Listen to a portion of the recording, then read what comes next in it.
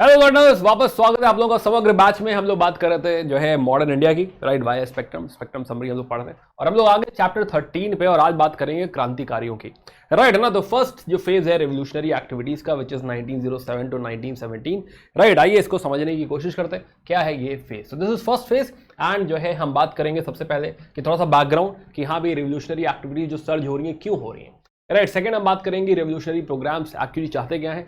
फिर हम बात करेंगे डिफरेंट एरियाज में कि बंगाल में क्या हो रहा है, महाराष्ट्र में क्या हो रहा है, पंजाब में क्या हो रहा है और दुनिया में क्या हो रहा है, राइट। और लास्ट में बात करेंगे कि डिक्लाइन भी हुआ अगर फर्स्ट फेज का तो क्यों फर्स्ट फेज में डिक्लाइन हुआ। आइए हम लोग बात शुरू करते हैं, right. So yeah, I am Abhishek Srivastava, I am जो है core faculty for PWOVIS and I am an author and faculty for history and culture, right. बाकी आप मेरे बारे में ऐसा पढ़ सकते हैं। आइए बात हम शुरू करते हैं। तो वंदे मातरम, तो हमने लास्ट में बात कर रहे थे जो है लास्ट चैप्टर अपना क्या था, हम लोग बात कर रहे थे मिलिटेंट जो है जो हमारे नेशनलिस्ट थे या फिर एक्सट्रीमिस्ट थे, और हमने बात करी थी औरोबिंदो घोष की। तो औरोबिंदो घोष, तो लाल बाल पाल और औरोबिंदो घोष, ऐसा हम लोगों ने पढ़ा था, लाल बाल पाल, राइट, औरोबिंदो घोष। तो औरोबिंदो घोष हम लोग बात कर रहे हैं कि हाँ जो है ये जो लीडरशिप है ये हमारी एक्सट्रीमिस्ट लीडरशिप है, राइट। एक बार इसको वापस टाइमलाइन पे डालते हैं, थोड़ा याद करते हैं कि हम लोग क्या बातें कर रहे हैं, राइट। सो हम लोग जो बात कर रहे हैं, हम लोग डिस्कशन कर रहे हैं कि पहली बात तो सीजन 2 में आ गए हम लोग, 1857 के बाद की कहानी है, this is post 1857 revolt, right. Plus हम लोगों ने समझा था कि after social upgradation political awakening finally 1885 में हमारे पास इंडियन नेशनल कांग्रेस आ चुकी है, राइट। और 1885 टू 1905 जो फर्स्ट सेट ऑफ लीडरशिप थी, that leadership was of the moderates, right. Initial leadership किनकी थी? मॉडरेट्स को कहा गया। समझा हमने उनके अचीवमेंट भी समझे, उनके जो है क्रिटिसिज्म भी समझा, मेथड भी समझा, फिलॉसफी भी समझी, सारी बातें हमने समझी यहाँ पे मॉडरेट्स की।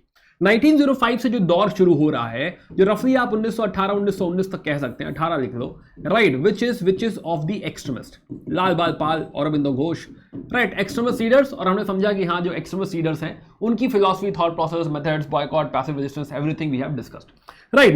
नाउ इसी में थोड़ा सा समझें कि 1905 ये जो स्वदेशी मूवमेंट हो रहा है, इस स्वदेशी मूवमेंट ने, इस दौर ने, इस एक्सट्रीमिस्ट थॉट ने जो है लाल बाल पाल ने, या स्पेशली कहें तो जो है तिलक जी ने, बहुत सारे यूथ को अराउज कर दिया है, राइट है ना। जो यूथ है, जो है लोग हैं, वो काफी ज्यादा अराउज हो चुके हैं और उनमें नेशनलिज्म और पेट्रियाटिज्म की भावना काफी कूट तक भर गई, राइट। और उस दौर में आपने उनको बोला कि हाँ स्वदेशी करते हैं, बॉयकॉट करते हैं, अंग्रेजों को बाहर निकालते हैं, राइट है ना, इन लोगों के प्रॉफिट को हिट करते हैं। तो ये पूरा जो है आपने माहौल सेट कर दिया under the you can say this political ages कि हाँ भाई जो है हम लोग कैसे हैं, एक्सट्रीमिस्ट हैं। ये किस तरह का पॉलिटिकल डिस्कशन था? दिस वॉज अबाउट स्वदेशी मूवमेंट, ओपन पॉलिटिक्स थी, मेन स्ट्रीम पॉलिटिक्स थी, दिस इज स्वदेशी मूवमेंट। तो बैकवर्ड इन स्वदेशी में हमने समझा कि किस तरीके से स्टूडेंट्स वगैरह सब हर कोई पार्टिसिपेट कर रहा है।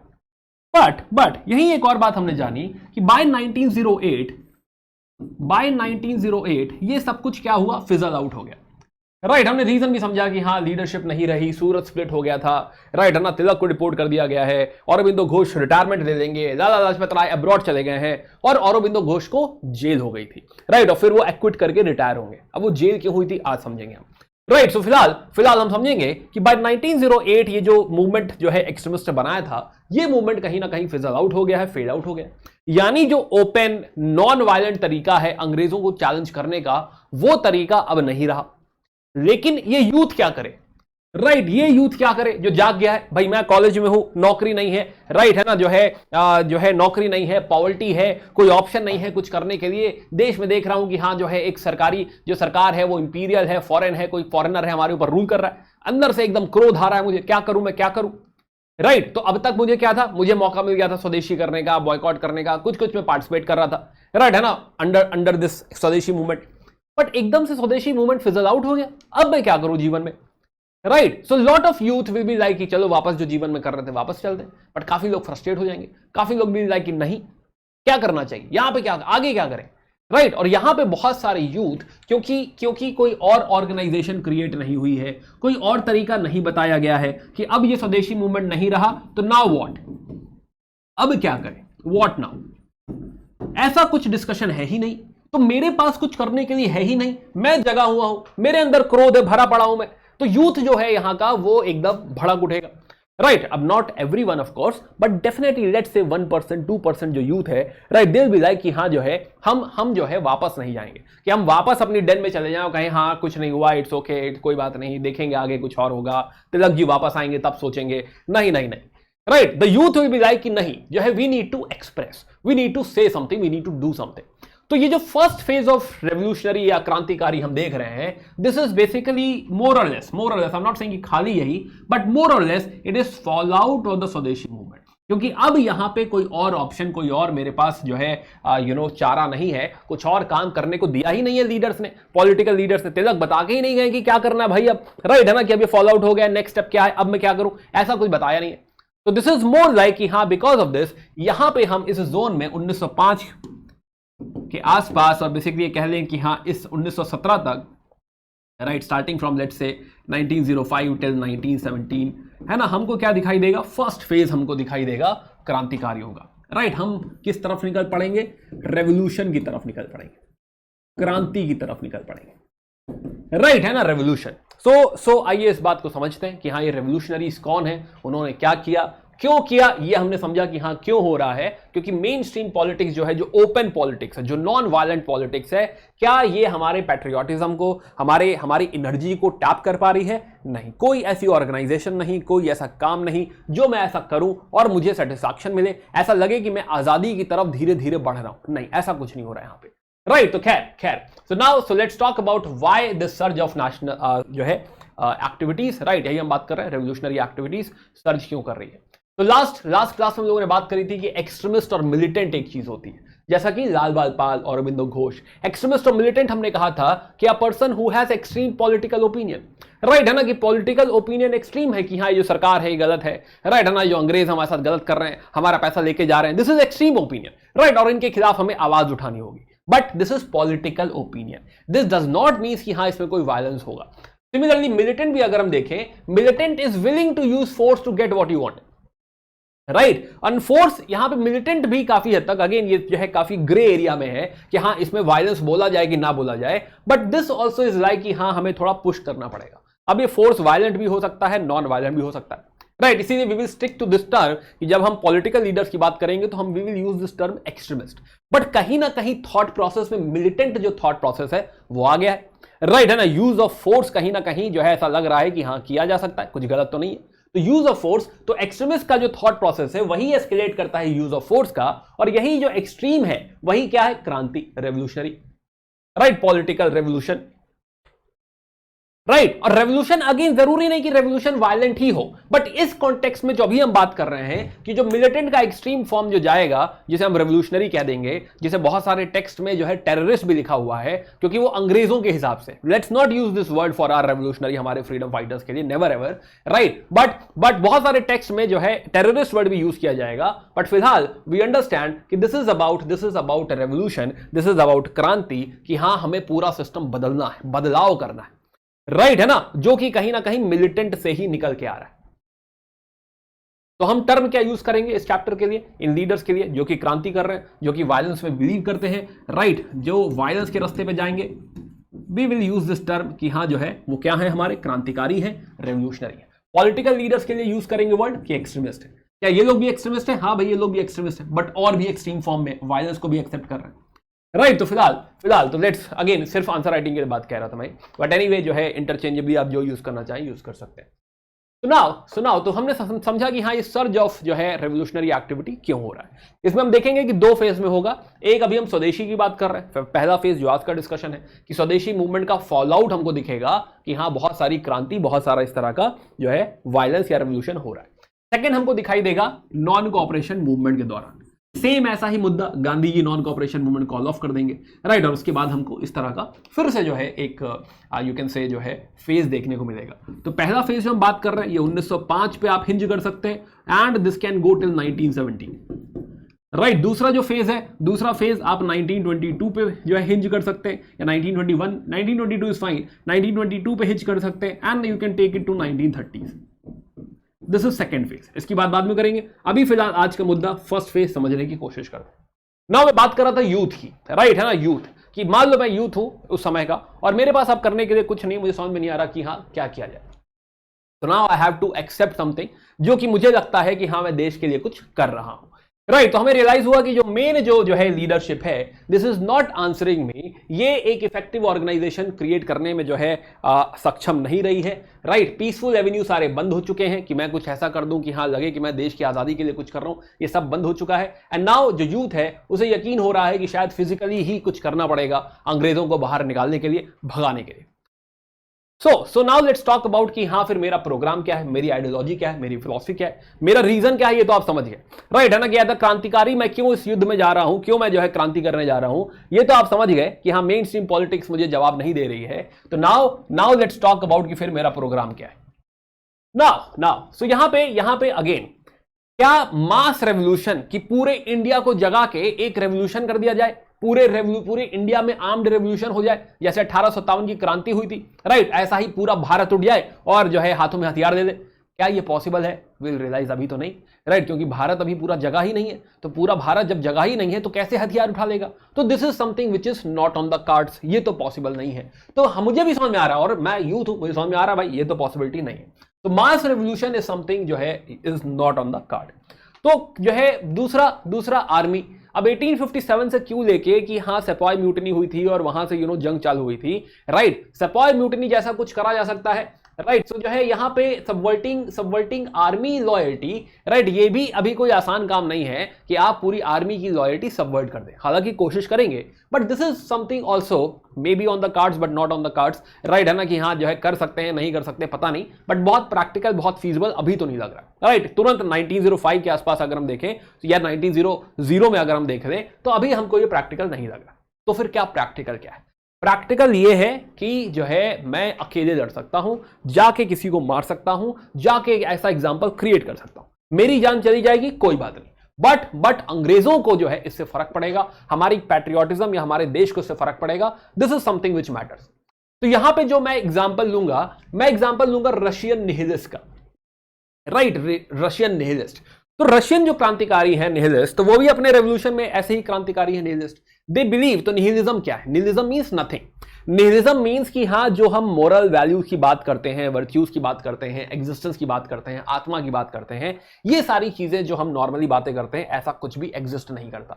राइट है ना, and here it is okay to kill people, it is okay to be violent, और specially when you have a reason कि हाँ हम ऐसा क्यों कर रहे हैं।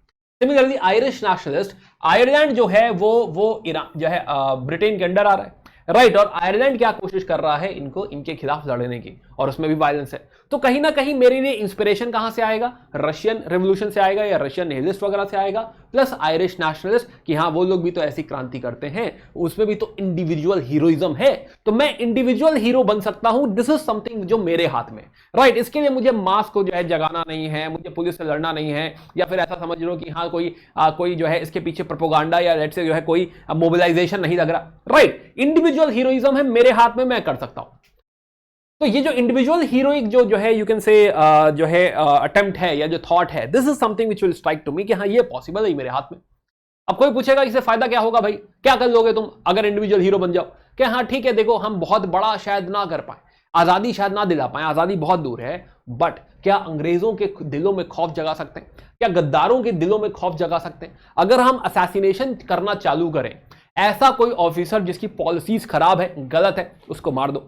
राइट, और जब ऐसा होगा तो बाकी लोग डरेंगे, बाकी लोगों को रियलाइज होगा कि नहीं जो है ये तो अगर हम करेंगे, इंडियंस के साथ गलत करेंगे, कोई गलत कदम उठाएंगे, एट्रोसिटीज करेंगे, अत्याचार करेंगे, तो क्या पता ये क्रांतिकारी हमको मार दे। तो असैसिनेशन इज वन थिंग जो कि खौफ क्रिएट करेगा। राइट, दूसरा ये सारा काम करने के लिए चाहिए असलहा, चाहिए जो है हथियार, बंदूक, और बंदूक के लिए चाहिए पैसा। तो यहां पे जो है मेरी मजबूरी ये भी है कि हाँ मैं बहुत ज्यादा शायद फंड मोबिलाइज इजीली ना कर पाऊं। राइट है ना, कि भाई मान लो इंडिविजुअल हीरोइज्म है, हम 5 6 8 दोस्त हैं जो जाग गए हैं और कह रहे हैं कि हाँ चलो करते हैं ऐसा। राइट है ना, तो यहां पे फंड मोबिलाइज करना शायद उतना आसान नहीं होगा, और इसीलिए देखेंगे हम कि फॉर दिस पर्पस यहां पे बहुत सारी स्वदेशी डकैती होंगी। राइट है ना, कि स्वदेशी डकैती होंगी। हो सकता है कोई साहूकार है, मनी लेंडर है, जमींदार है, जिसने किसानों को परेशान कर रखा है, पैसा उसके पास एक्यूमुलेटेड है, वो पैसा हम ले आएंगे। राइट है ना, उसका इस्तेमाल करेंगे और उसके थ्रू जो है हम हथियारों का जुगाड़ करेंगे। राइट, थर्ड जो है एक मिलिट्री कॉन्स्पिरेसी। कि अगर जो है हमारी जो आर्मी है जिसमें इंडियंस भी भर्ती हैं, अगर ये लोग हथियार उठा दें, जैसे जैसे जो है मंगल पांडे, राइट है ना, जैसे हमने 1857 की क्रांति में देखा था, वैसे ही सिपाही म्यूटिनी अगर हम कर ले जाए तो हाँ भाई ठीक है, प्रैक्टिकल तो नहीं लग रहा, बट यही प्रैक्टिकल लगने लगेगा during first world war, right. और ये भी कोशिश करी जाएगी, है ना, ये भी कोशिश करी जाएगी, आगे देखेंगे।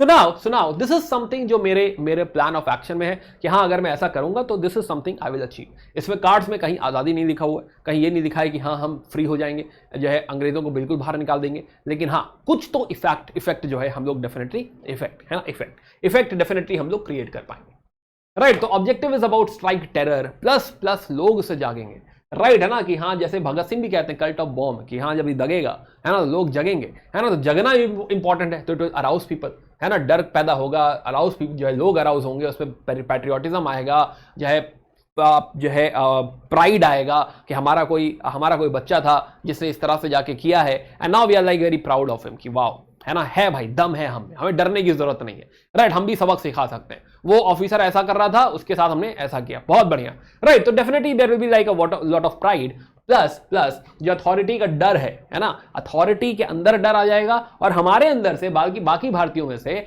जो अथॉरिटी का डर है वो बाहर निकल जाएगा, प्लस जो पेट्रियोटिक जो है यूथ है वो अंग्रेजों के खिलाफ और ज्यादा, जो नहीं अब तक आ रहे थे वो भी आ जाएंगे, कहेंगे हाँ भाई बिल्कुल अंग्रेजों के खिलाफ लड़ना पड़ेगा। तो डेफिनेटली इंस्पिरेशन होगा, प्राइड होगा, नेशनलिज्म जगेगा, ये सारा जो है हमारा ऑब्जेक्टिव होगा जिसे हम फुलफिल करने की कोशिश करेंगे। हमने ऑलरेडी बात करी कि हाँ भाई क्यों जो है ये आ रहा है, क्योंकि एक्सट्रीमिस्ट लीडर्स डेफिनेटली कहीं ना कहीं फेल हुए हैं हमको एक जो है मार्ग देने के लिए, कुछ काम देने के लिए, कि हाँ ऐसा करो तो जो है हम देश को आज़ादी की तरफ लेके जाएंगे। ऐसा कुछ नहीं हो रहा, कहीं ना कहीं जो है एक्सट्रीमिस्ट लीडर्स हमको ये नहीं सिखा पाए, यूथ को नहीं बता पाए कि जो मास रेवोल्यूशन है और जो इंडिविजुअल हीरोइज्म है उसमें क्या डिफरेंस है, या फिर इंडिविजुअल हीरोइज्म की लिमिटेशन क्या है, क्यों नहीं करना चाहिए या करना चाहिए। This is something which was not explain. शायद अगर ऐसा होता तो मे बी जो है वो शायद मेन पॉलिटिकल पाथ पे ही रहते, राइट, उसी के थ्रू अंग्रेजों के खिलाफ लड़ाई को आगे बढ़ाते। एनीवे सुनाओ तो we have discussed the surge क्यों हुआ, राइट, प्रोग्राम क्या है, और अब बात करते हैं कि कहां क्या हो रहा है। मेन मुद्दे पे आते हैं, राइट, कहां पे क्या हो रहा है। Let's try understanding this. Start करेंगे हर बार की तरह जो है, नहीं स्टार्ट करेंगे इस बार महाराष्ट्र से स्टार्ट करेंगे, राइट है ना, थोड़ा आगे चलेंगे, पहले महाराष्ट्र की बात करेंगे। रीजन वाई महाराष्ट्र, क्योंकि क्रोनोलॉजी में महाराष्ट्र पहले है ना, पहले हमको जो इवेंट दिखाई देगा महाराष्ट्र में दिखाई देगा, और उसके बाद हमको बंगाल में इवेंट देखने को मिलेगा, राइट। लेट्स गो टू पहले महाराष्ट्र, राइट। सो पहले स्विच करते हैं, महाराष्ट्र की तरफ चलते हैं, फिर वापस आएंगे बंगाल की तरफ, right. So let's talk about Maharashtra first. So Maharashtra में जो है पहला जो इवेंट हम कह सकते हैं ये जो हो रहा है, दिस इज इन 1879, राइट है ना, पहला ऐसा इवेंट जिसमें आपको क्रांति नजर आ रही है, वायलेंस नजर आ रहा है, राइट, इस तरह की भिड़ंत नजर आ रही है, वायलेंट भिड़ंत, आर्म्ड भिड़ंत with the Britishers is 1879 Ramosi peasant force. तो इसको आप चाहें तो टाइमलाइन पे डाल लें। हम बात कर रहे हैं महाराष्ट्र की, और कहानी शुरू होती है 1879। This is Ramosi peasant force, और लीडरशिप है बलवंत फाड़के जी की।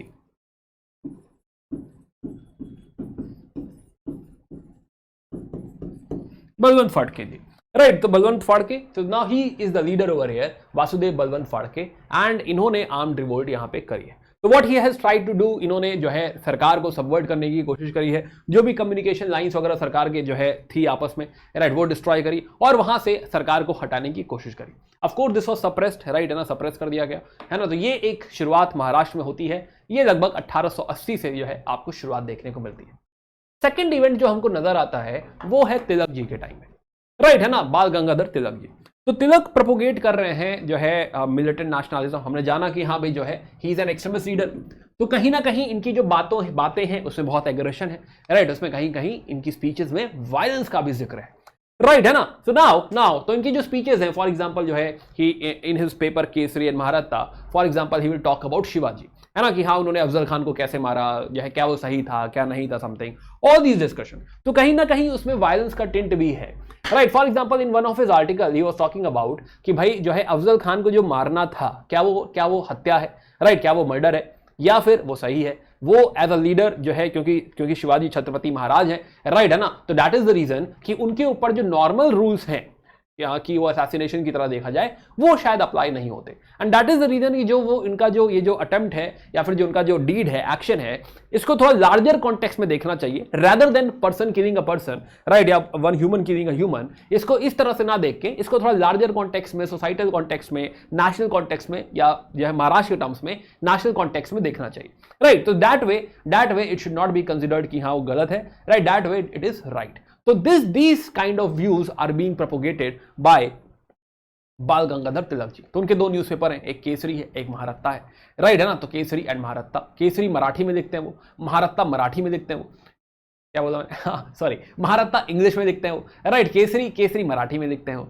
प्लस उन्होंने कुछ फेस्टिवल्स भी जो है पॉपुलर करें, जैसे कि गणपति फेस्टिवल, जैसे शिवाजी जी का फेस्टिवल, राइट है ना, शिवाजी महाराज का फेस्टिवल। तो ये जो है फेस्टिवल्स हैं, कहीं ना कहीं ये लोगों में उनकी जो है, यू कैन से स्पेशली महाराष्ट्र में, बॉम्बे में, पुणे में पॉपुलैरिटी बहुत है बाल गंगाधर तिलक जी की, राइट। अब उन्हीं के दो डिसाइपल हैं दामोदर और बालकृष्ण, दामोदर चापेकर एंड बालकृष्ण। तो नाउ अगेन ये जो 96 का दौर है, राइट है ना, 1896 somewhere, this time is of famine and plague. अब ऐसे में एक प्लेग कमिश्नर अपॉइंट होते हैं, mister Rand, and mister Rand is known for a lot of atrocities, right है ना। मिस्टर रैंड अपॉइंट किए गए हैं प्लेग कमिश्नर। क्यों प्लेग कमिश्नर? ताकि लोगों में, जिन लोगों को भी प्लेग हो गया है, बीमार हो गए हैं, उनको सेग्रीगेट किया जा सके, जैसे कोविड में किया जा रहा था, राइट है ना, उनका सेग्रीगेशन हो। बट मिस्टर रैंड में कोई भी एम्पैथी नहीं, राइट, कोई एम्पैथी नहीं उनके अंदर, राइट, कि हाँ जो है फैमिली मेंबर को आप लेके जा रहे हो तो पूरी फैमिली परेशान है, किस तरह से उनको कन्विंस करना चाहिए एटसेट्रा, नहीं, जोर जबरदस्ती हो रही है, घरों में घुस जा रहे हैं, राइट, किसी को भी उठा रहे हैं। प्लस जो लोग घुस रहे हैं ऑफिसर्स एंड ऑल, पता चला सामान भी उठा ले जा रहे हैं, है ना, कि हाँ उनको किस काम के लिए भेजा गया है, बट पता चला वो सामान निकाल ले रहे हैं, चोरी चकारी हो रही है। प्लस कहीं ना कहीं जो है कुछ अगेन दीज आर नॉट जो है reported evidences, but still there are evidences where it is seen कि हाँ ये बहुत अत्याचार है। और स्पेशली कुछ जो आरोप हैं वो रेप्स के भी आरोप है। एंड जो है तिलक जी यहाँ पे बिल्कुल नाराज हो जाते हैं, कहते हैं नहीं ऐसे कैसे, एंड उनके आर्टिकल्स में वो बात करते हैं सारी कि हाँ ये गलत है। अब ऐसे में उनके जो डिसाइपल्स हैं चापेकर्स, राइट, तो दामोदर एंड बालकृष्ण, दामोदर चापेकर ब्रदर्स हैं, बेसिकली तीन भाई हैं, बालकृष्ण वो उन्हीं के डिसाइपल हैं, तिलक के फॉलोअर हैं, these are followers of Tilak.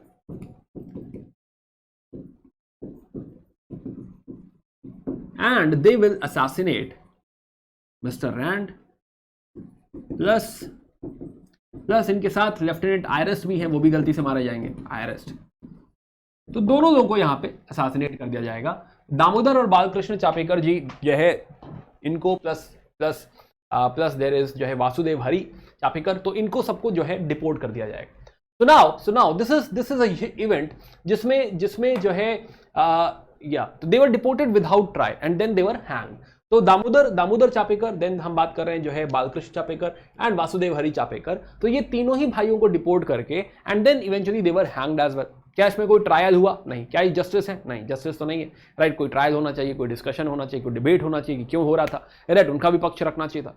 Plus यहां पे क्योंकि तिलक जो है तिलक इनको सपोर्ट भी करेंगे and that is the reason कि तिलक के ऊपर यहां पे सेडिशन का चार्ज लगेगा कि हाँ उन्होंने इंस्टिगेट किया है ये मर्डर, और उनको भी कुछ 18 महीने की जेल में भेज दिया जाएगा।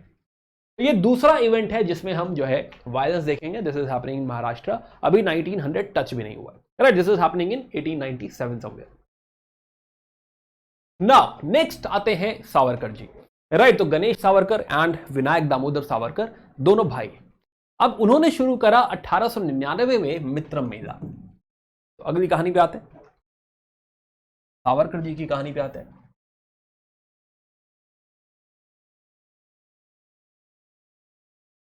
तो 1899 पहले मित्र मेला स्टार्ट हुआ, मित्र मेला, एंड 1904 इन्होंने शुरू किया अभिनव भारत। तो ये मित्र मेला एक्चुअली इसी में मर्ज हो गया, राइट, अभिनव भारत। इसमें एक नाम अगर हम लिखें तो we are talking about Vinayak Damodar Savarkar, तो अगले लीडर जो है इस क्रांति की मशाल को आगे लेके जा रहे हैं महाराष्ट्र में is Vinayak Damodar Savarkar, right Savarkar. so now what he has done कि इन्होंने एक बॉडी बनाई विच इज अभिनव भारत, और जब आप वर्ल्ड हिस्ट्री पढ़ेंगे तो वहां हम बात करेंगे मजिनी की, राइट मजिनी गैरीबाल्डी। तो मजिनी का जो कॉन्सेप्ट है वहां पे कॉन्सेप्ट है यंग इटली का, यंग इटली मतलब नई इटली, यानी कि जो है एकदम नई अनुभव, तो अनुभव इटली, तो यही सॉरी अभिनव इटली, तो अभिनव भारत। तो अभिनव भारत जो है वो यंग भारत है, जो है यंग इटली से इंस्पायर्ड है, राइट अभिनव भारत।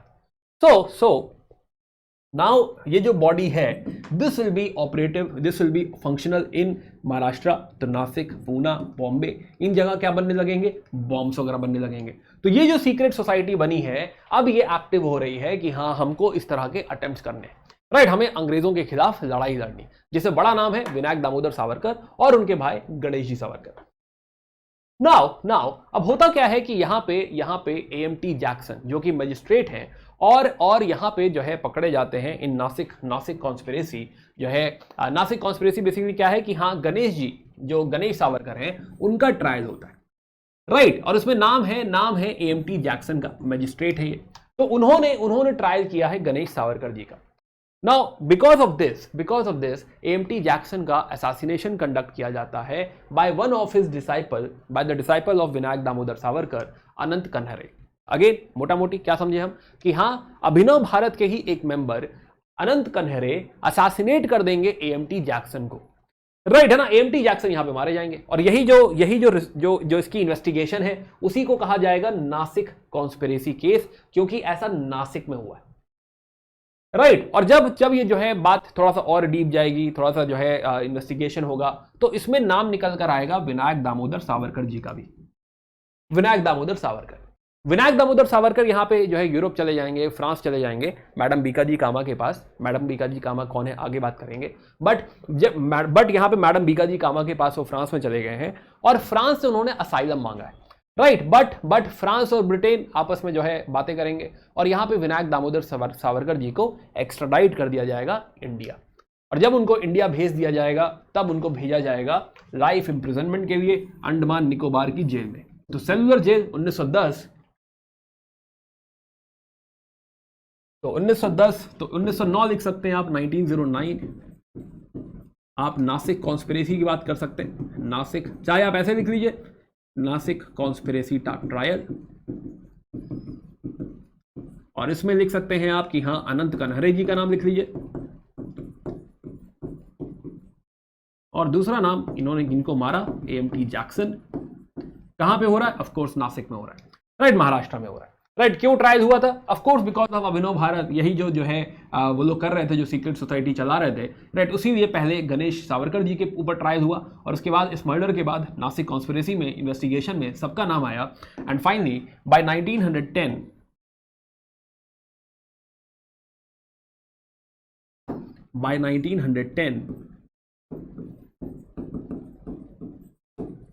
सावरकर जी को अंडमान जेल भेज दिया गया।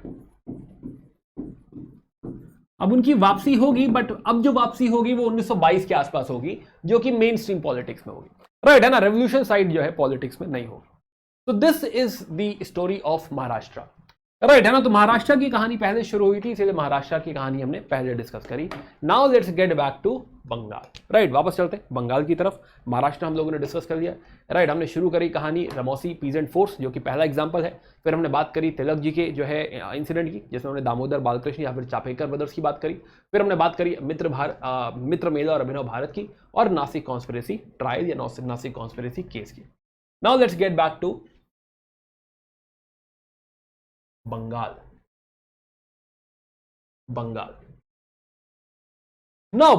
तो बंगाल में भी उसी दौरान 1870 के दशक में हम देखेंगे कि कुछ सीक्रेट सोसाइटीज जो है इमर्ज हो रही हैं, बट ऐसा कोई इंपैक्ट इनका नहीं है। ये जो सीक्रेट सोसाइटीज हैं mainly they are more into physical training, gym वगैरह बन रही है भाई, फिजिकल ट्रेनिंग।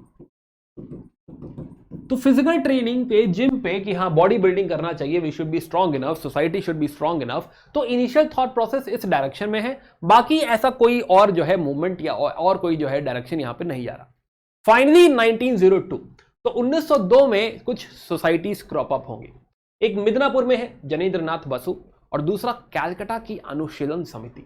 नाउ अनुशीलन समिति is one of the most important body, क्योंकि आगे भी जो बातें होंगी उसमें भी आप देखेंगे कि या तो वो अनुशीलन समिति के ही कोई लीडर है या उन्हीं से कोई कनेक्टेड लीडर है। तो आगे का भी रेवोल्यूशनरी एक्टिविटी, पूरा revolutionary activity is actually based upon Anushilan Samiti, right. पूरे क्रांति ही आप देखेंगे कि जो है, जो मदर बॉडी है, मदर बॉडी अनुशीलन समिति ही है, या फिर ओरिजिन जो आप समझिए तो ओरिजिन जो है वो अनुशीलन समिति ही है। Very important, very very important, right. तो let's understand, let's talk about Anushilan Samiti.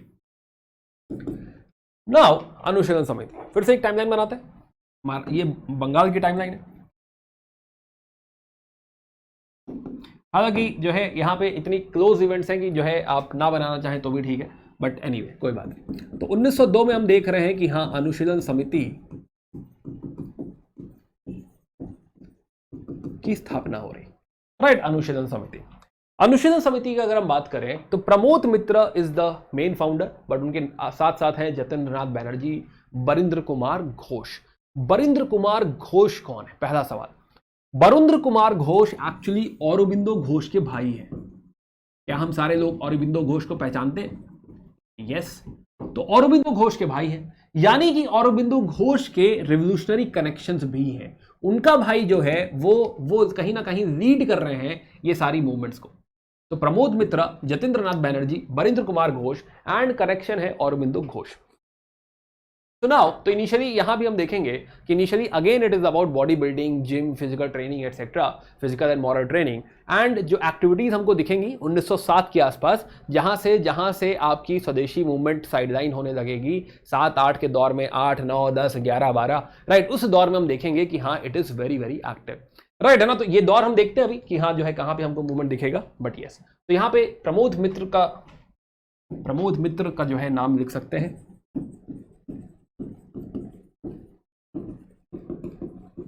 Right, है ना। प्लस जो है हम बात कर सकते हैं औरोबिंदो घोष, जतेंद्र नाथ बैनर्जी भी लिख लेते हैं। जतेंद्र, जितने नाम लिख लेंगे उतना कम से कम ध्यान रहेगा, ऐसा रटना एक बार में नहीं है, but yes. Banerjee plus Barindra Ghosh,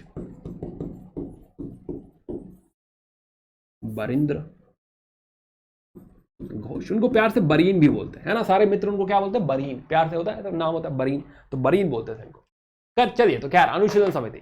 now अनुशीलन समिति जैसे जैसे धीरे धीरे ग्रो करने लगेगी, तो अनुशीलन समिति में क्या होता है कि हाँ एक होता है ग्रुप होता है, उसमें एक सब ग्रुप होता है, राइट। एक होता है आप सारे दोस्त 12-13, बट उसमें 3-4 लोगों का व्हाट्सएप ग्रुप अलग होता है। अगर आप उस व्हाट्सएप ग्रुप का पार्ट नहीं है ना, तो सोचिए कौन है वो 3-4 लोग जो अलग ग्रुप बना रहे हैं, है ना। तो वो अलग एकदम क्लोज फ्रेंड टाइप के एक अलग जो है ग्रुप क्रिएट होता है। तो ऐसा ही एक ग्रुप क्रिएट हो रहा है युगांतर, राइट। तो अनुशीलन समिति का ही सब पार्ट है। 1906 में हम देखेंगे कि एक और बॉडी क्रिएट हो रही है विच इज युगांतर। तो 1906 इसी की सब बॉडी, राइट, इसी में से निकल रही है।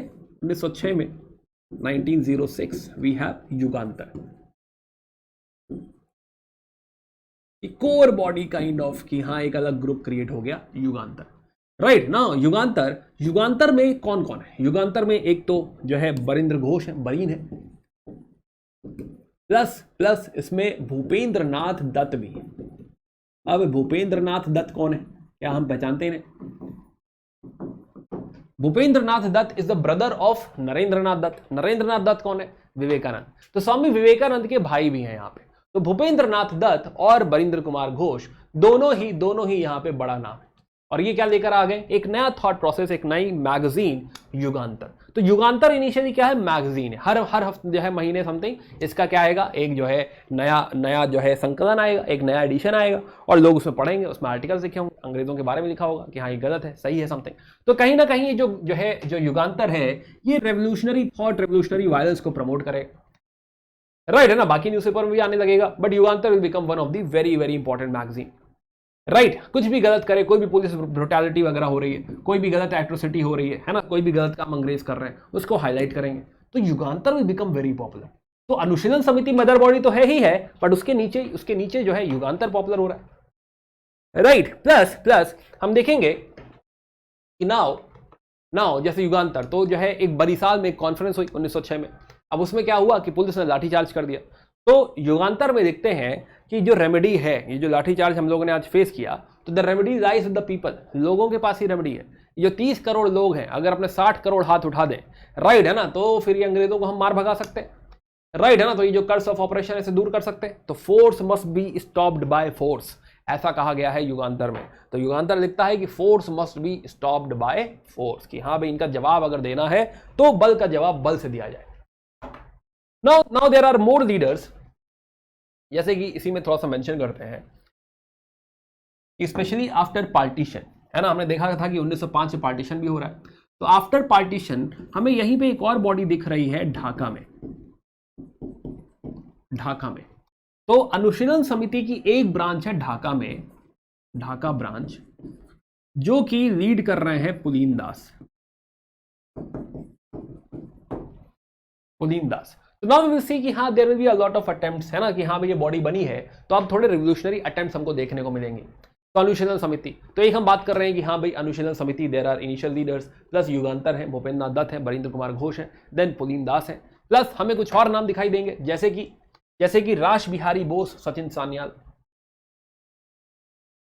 है ना, मोर मेंबर्स। अब रास बिहारी बोस, सचिन सान्याल थोड़ा सा आगे बात करेंगे, है ना, जिक्र कर दिया है, राइट है ना, जिक्र कर दिया है, लेकिन आगे बात करेंगे। सिमिलरली एक नाम आता है हेमचंद्र कनुंगो जी का, इनको अब्रॉड भेजा गया है कि थोड़ा पॉलिटिकल ट्रेनिंग, मिलिट्री ट्रेनिंग लेकर आओ। अंडरस्टूड। तो अगेन नॉट रिक्वायर्ड कि हम टाइमलाइन पे डालें, इनकी बात अभी डिटेल में करनी है। रास बिहारी बोस, आरबीबी, इनको आगे समझेंगे। फिलहाल there will be a lot of action. तो 1907 में अगर हम देखें तो 1907 में there is an attempt on sir Fuller, right. ये जो नया जो है ढाका साइड या बेसिकली जो ईस्टर्न बंगाल बांटा गया था, याद करो हम लोग लास्ट क्लास में बात कर रहे हैं कि बंगाल दो पार्ट में बांटा गया। तो ईस्टर्न बंगाल, असम, तो ईस्टर्न बंगाल और असम के पहले लेफ्टिनेंट गवर्नर सर फुलर, इनके ऊपर क्या किया गया, असैसिनेशन अटेम्प्ट किया गया। हालांकि बच गए, और ऑल्सो ये अब तक रिजाइन भी कर चुके थे, बट स्टिल, राइट है ना, कि था भाई जो है काफी अनपॉपुलर थे, राइट। बहुत सारे इन्होंने स्टेटमेंट दिए हुए थे कि हाँ ये पार्टीशन वगैरह बिल्कुल सही है, तो इनको सबक सिखाना जरूरी था, राइट। तो इसलिए जो है एक यहाँ पे अटेम्प्ट हुआ था।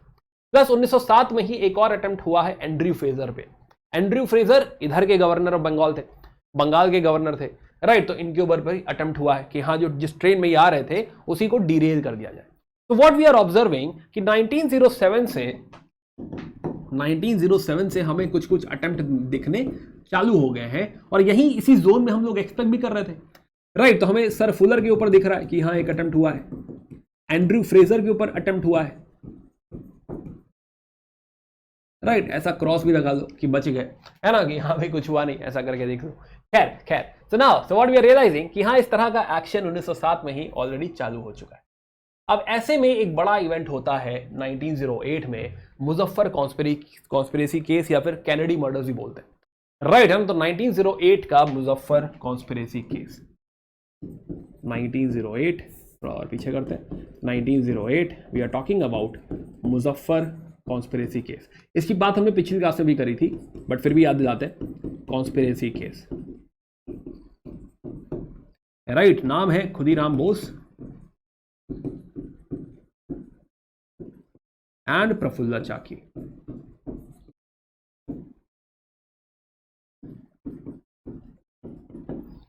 खुदीराम बोस एंड प्रफुल्ला चाकी। तो नाउ हुआ ये कि जो है एक्चुअली मारना था डगलस किंग्सफोर्ड को, राइट। डगलस किंग्सफोर्ड एक्चुअली जो है जज है मुजफ्फरपुर के, एंड ही इज अ जज जो कि जो है बिल्कुल भी पसंद नहीं करे जाते, राइट। एंड तो ब्रिटिश मजिस्ट्रेट हैं टेक्निकली। तो डगलस किंग्सफोर्ड, इनको टारगेट किया गया था कि हाँ किसी कैरियज में जो है हमें लगा कि डगलस बैठे होंगे, बॉम्ब डाल दिया हमारे दोनों जो है क्रांतिकारियों ने। बट यहाँ पे गलती से दो महिलाएं जा रही थी, राइट, हुवर कैनेडी, तो उनकी डेथ हो जाती है। एंड दिस वॉज शॉकिंग, क्योंकि ऐसा बिल्कुल भी हम चाहते नहीं थे। एज अ क्रांतिकारी भी जो है हमारे जो मॉरल्स हैं, जो वर्च्यूज हैं, वो बहुत हाई हैं, एंड एक्चुअली बहुत हाई है भाई, है ना, एज अ क्रांतिकारी क्या वैसे भी बहुत हाई है।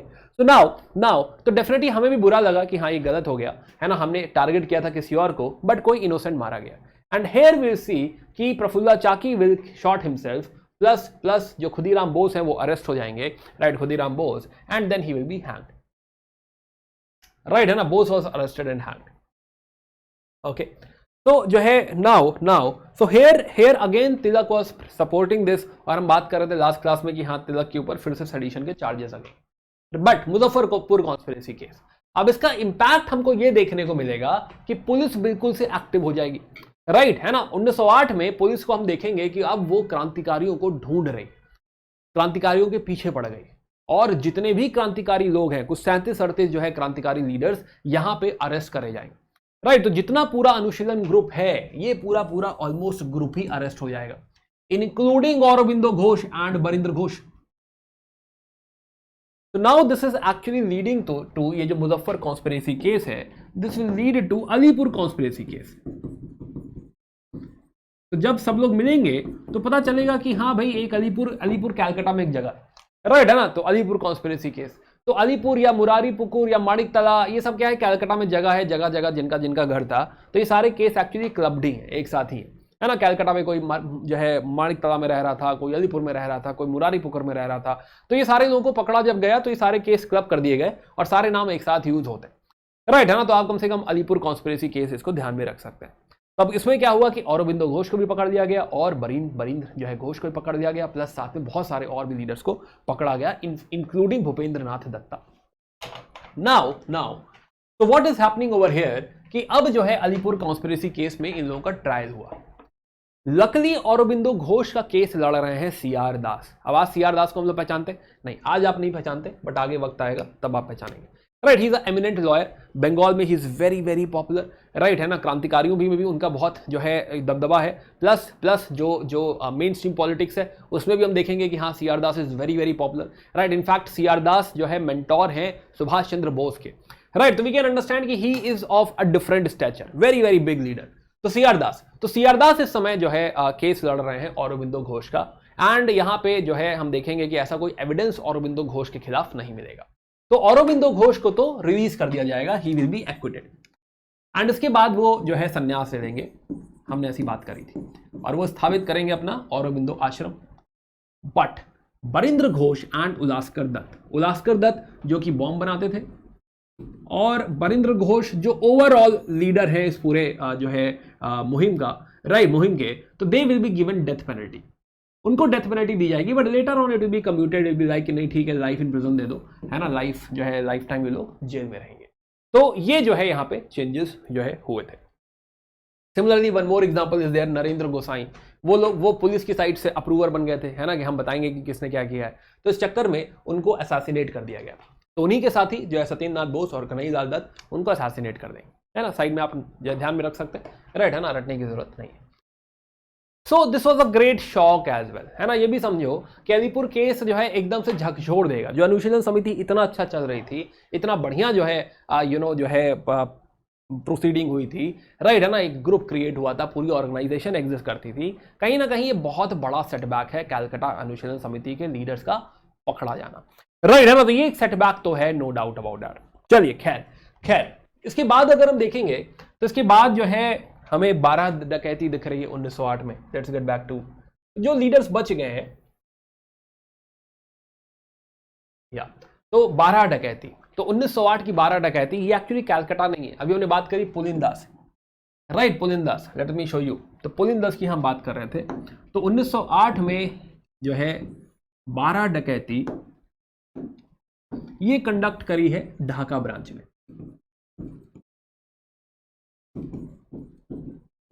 एंड यू नो कि हमने बात करी डकैती क्यों करी जाती है, ये जो है ढाका ब्रांच या पुलिंदास जी का नाम आप लिख सकते हैं, राइट। ये कैलकाटा ब्रांच का काम नहीं है, ये ढाका ब्रांच का काम है, राइट है ना। दो ब्रांच हमने समझी, एक कैलकाटा में स्टैब्लिश हुई थी और पार्टीशन के बाद एक ढाका में भी जो स्टैब्लिश हुई थी, जिसको लीड कर रहे थे पुलिंदास। तो ढाका ब्रांच हैज कमिटेड 12 डकैती, राइट। प्लस 1909 में पब्लिक प्रोसिक्यूटर मारे गए, 1910 में डेप्यूटी सुपरिटेंडेंट मारे गए, राइट। तो there are some more attempts, right है ना, 1909, 1910 and then 1912 is a big event, बहुत बड़ी बात है 1912। Let's understand 1912। तो 1909, 1910 आप पब्लिक प्रोसिक्यूटर सुपरिटेंडेंट आप लिखना चाहे तो लिख लें, बट यूपीएससी हम एक्सपेक्ट नहीं कर रहे थे, यहाँ ये पूछेगा। 1912 में एक बड़ा इवेंट होता है। अब अगर देखा जाए कि हाँ जो है कोई ये बहुत बड़ा लीडर अभी गेम में है, वो है रास बिहारी बोस। हमने कहा था आगे बात करेंगे। तो जो बड़ा लीडर अभी गेम में है इसके बाद, इस पूरे सेटबैक के बाद, इज रास बिहारी बोस एंड सचिन सान्याल। एंड बाघा जतिन। तो एक्चुअली ये 3 लीडर, अब देखो और भी लोग होंगे, नो डाउट अबाउट दैट, लेकिन जो हमें पढ़ना है, राइट है ना, जो बड़ा नाम है, ये 3 बड़े नाम है, रास बिहारी बोस, सचिन सान्याल और Bagha Jatin. After all this setback 1908 तक, राइट, अगर कोई 3 लोग फील्ड में रह गए हैं तो वो ये तीनों रह गए, रास बिहारी बोस, सचिन सान्याल और बाघा जतिन।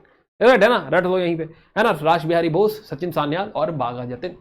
राइट, रास बिहारी बोस, है ना, RBB, वेरी इंपॉर्टेंट, देखेंगे आगे, बात करेंगे थोड़ा सा और। तो फिलहाल समझो, अभी बात करेंगे तो 1912 में जो है दिल्ली कॉन्स्पिरेसी केस है। उस समय हमारे वाइसरॉय हैं Lord Hardinge. Let me tell you about Ras Bihari Bose. रास बिहारी बोस एक्चुअली बंगाल से निकल के चले गए हैं देहरादून, राइट, और दिल्ली उस समय कैपिटल ऑलरेडी बन चुकी है, 1912 की बात है। अब दिल्ली में जो है बैठे हैं लॉर्ड हार्डिंगे, और यहां पे जो रास बिहारी बोस हैं देहरादून में, Ras Bihari Bose as a clerk जो है, एक फॉरेस्ट इंस्टीट्यूट है, राइट है ना, वहां पे एज अ क्लर्क जॉब कर रहे हैं। तो मतलब उनका कोई डिस्गाइज है, राइट है ना, कि हाँ ऐसा नहीं है कि हाँ जो है कुछ नहीं है, पब्लिक में है बट लोगों को पता नहीं है कि वो कौन है। तो फिलहाल तो वो क्या है कि हाँ, जैसे गंगाधर और शक्तिमान आप देखते हैं कि हाँ गंगाधर ही शक्तिमान है, तो वैसा ही आप समझिए कि हाँ उनका एक पब्लिक रूप भी है जो कि एज अ क्लर्क वो ऑपरेट करते हैं। और यहाँ पे he is a master mind behind, कि सोचते हैं कि लॉर्ड हार्डिंगा का ही असैसिनेशन कर देते हैं, राइट। अगर लॉर्ड हार्डिंगे को मार देंगे तो एक बड़ा जो है टेरर क्रिएट होगा, बड़ा एग्जाम्पल क्रिएट होगा, व्हाई नॉट।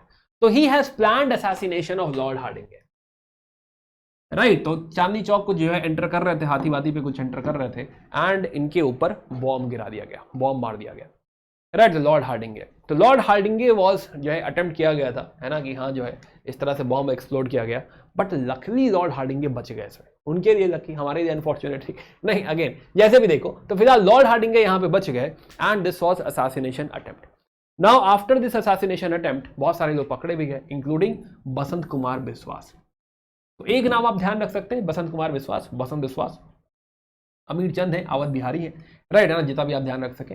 बट रास बिहारी बोस वापस आ गए, एंड वो पकड़े नहीं गए, और अगले दिन आके जो है उन्होंने पब्लिकली एक डिनर दे दिया, मतलब लोगों से ऐसे मिले, राइट है ना, ऐसा डिनर बोला कि घर आओ, बड़ा बड़ा बुरा लगा, लॉर्ड हार्डिंगे के साथ ऐसा हुआ समथिंग, उल्टा जो है लोगों को बताया कि नहीं तो गलत हुआ है। सो समहाउ ही वाज जो है एबल टू एंश्योर कि वो जो है किसी की पकड़ में नहीं आ रहा है ना। वो कहते हैं 11 मुल्कों की पुलिस ढूंढ रही है, तो अपने मुल्क की तो कम से कम ढूंढ ही रही है। तो फिलहाल तो लॉर्ड हार्डिंगे विल बी लाइक जो है, विल बी शॉक्ड कि हाँ ऐसा कुछ अटेम्प्ट हुआ है। एंड यहाँ पे एक नाम Basant Biswas will be tried,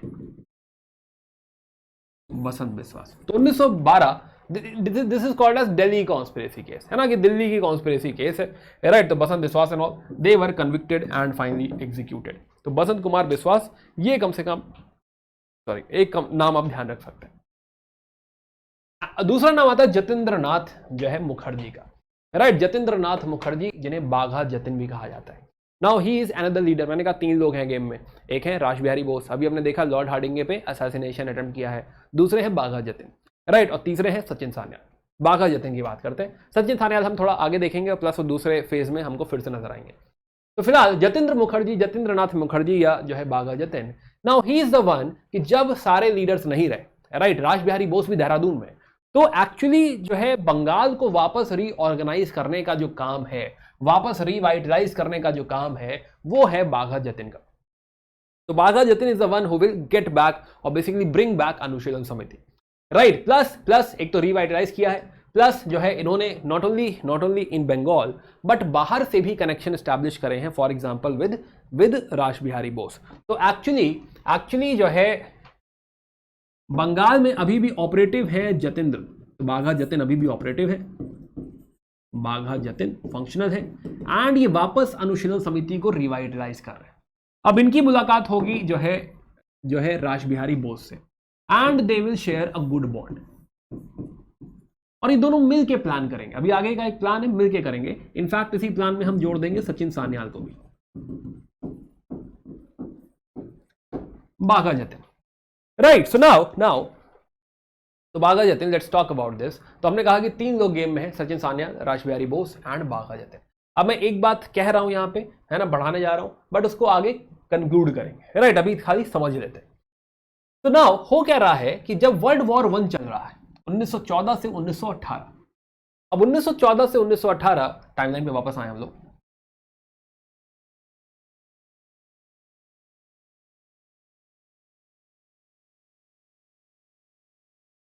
अब स्टोरी को आगे करेक्ट करेंगे, अभी सुन लेते हैं ये स्टोरी। ओके, तो 1914 से 1918 या 1914 में समझो तो 1914 वर्ल्ड वॉर शुरू हो चुका है। वर्ल्ड वॉर 1 चलता रहेगा भाई, राइट, है ना, 1918 तक चलता रहेगा ये। तो वर्ल्ड वॉर 1 जून में कहीं 1914 में चालू हो चुका है। नाउ ये बड़ा अच्छा मौका है कि जब अंग्रेज कमजोर हैं, राइट, अंग्रेजों को चैलेंज किया जा सकता है। अब ऐसे में एक ऑप्शन आता है कि हाँ भाई, हमको एक्सटर्नल हेल्प मिल सकती है, right, we can have external help. हमें जो है फॉरेन से, जर्मनी से, क्योंकि जर्मनी ब्रिटेन का दुश्मन है, कह देते हैं ये बात पूरी। तो वर्ल्ड वॉर 1 में हमको पता है कि ब्रिटेन और जर्मनी अपोजिट साइड है। तो किसी जुगाड़ से, जो जुगाड़ हम बाद में समझेंगे, किसी तरीके से यहां पे एक जो है प्लान बना है कि जो जर्मनी है, जर्मनी आर्म्स प्रोवाइड करेगा इंडियंस को, और आर्म्स आ रहे हैं, राइट। अभी जो जर्मनी आर्म्स प्रोवाइड करेगा तो इंडिया में जो लीडर्स हैं, जैसे कि बाघा जतिन, रासबिहारी बोस, सचिन सान्याल एंड मोर, अब मोर क्या है बाद में देखेंगे, and more leaders of Punjab and others. तो फिलहाल तो इस तरीके से कुछ आर्म्स आ रहे हैं, and Bagha Jatin was also part of this movement कि हम लोग कुछ बड़ा करने वाले, राइट, है ना, कि इंडिया में कुछ बड़ा होने वाला है। रीजन ये दौर है 1915 का, जब अंग्रेज कमजोर हैं, वर्ल्ड वॉर 1 चल रहा है, अंग्रेजों की एनर्जी वर्ल्ड वॉर में लगी हुई है। तो ऐसे में इंडिया में आसानी से आज़ादी पाई जा सकती है अगर सही से स्ट्रेटजाइज किया जाए, सही से प्लान किया जाए।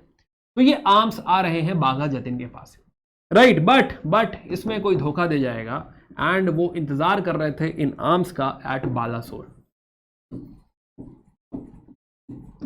बालासोर उड़ीसा, और यहीं पे पुलिस आ जाएगी वर्सेस पुलिस, और इसी मुठभेड़ में जो है finally we will lose Bagha Jatin as well, right. तो बाघा जतिन पर वो कहानी बैकग्राउंड क्या है, कहानी बैकग्राउंड बाद में समझेंगे। फिलहाल अभी समझते हैं कि यहाँ पे जो है जतिन और रासबिहारी बोस और सचिन सान्याल, ये तीनों साथ में ऑपरेट कर रहे हैं, राइट। प्लस इसी को अंजाम देने के लिए they will conduct a lot of dacoities, जैसे कि टैक्सी कैब, ऐसा बोला गया है इनको कि बोट डकैती, टैक्सी कैब डकैती, ताकि ये जो इंडो जर्मन कॉन्स्पिरेसी है इसको अंजाम दिया जा सके। वो करना क्या चाह रहे थे, इंडिया में एक आर्म्ड रिवोल्ट करना चाह रहे थे via using guerrilla force, right. Plus Fort William seize करना चाह रहे थे, प्लस सेपॉय म्यूटनी कराना चाह रहे थे, आर्म्ड फोर्स की म्यूटनी कराना चाह रहे थे।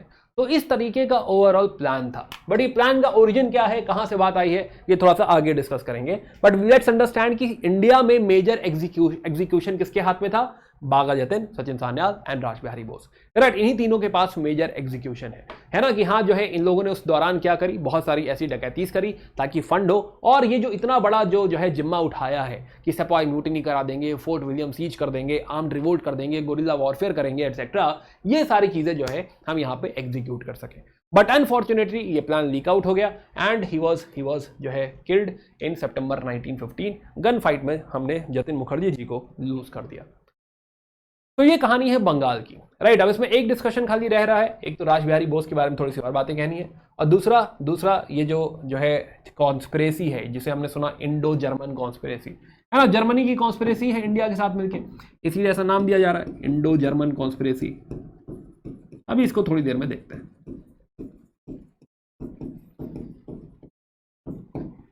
चलिए खैर, सो नाउ हमने बात कर ली बंगाल की, राइट। हमने समझा कि बंगाल में कहानी शुरू हुई थी अनुशीलन समिति से, राइट। अनुशीलन समिति ही मेन बॉडी है जिसकी एक ब्रांच ढाका ब्रांच है, राइट, है ना। प्रमोद मित्रा, जतिन नाथ जो है Banerjee plus Barindra Ghosh, these are the main leaders. इसी में हमने समझा कि हाँ एक सब बॉडी क्रिएट हो रही है विच इज युगांतर, जैसे भूपेंद्र नाथ दत्त है, बरिंद्र घोष है, राइट। सिमिलरली 1907 में हमने देखा कि हाँ कुछ अटेम्प्ट्स हुए हैं, Andrew Fraser, sir Fuller, plus 1908 में मुजफ्फर कॉन्स्पिरेसी केस हमने जाना, खुदीराम बोस एंड प्रफुल्ल चाकी, राइट है ना। और यहाँ पे हमने समझा कि इसके बाद कहानी थोड़ा मुश्किल हो गई। इसके बाद अलीपुर कॉन्स्पिरेसी केस, राइट है ना, यहीं पे अलीपुर कॉन्स्पिरेसी केस जिसमें हमने सारे लीडर्स को लूज आउट कर दिया, राइट। उसके बाद लीडरशिप बहुत कम रह गई, राज बिहारी बोस, सचिन सान्याल और बाघा जतिन, यही 3 मेन लीडर्स रह गए, राइट। जिसमें 1912 में हमने देखा दिल्ली कॉन्स्पिरेसी, या लॉर्ड हार्डिंगे लिख लो, लॉर्ड हार्डिंगे के ऊपर अटेम्प्ट किया गया, लॉर्ड हार्डिंगे।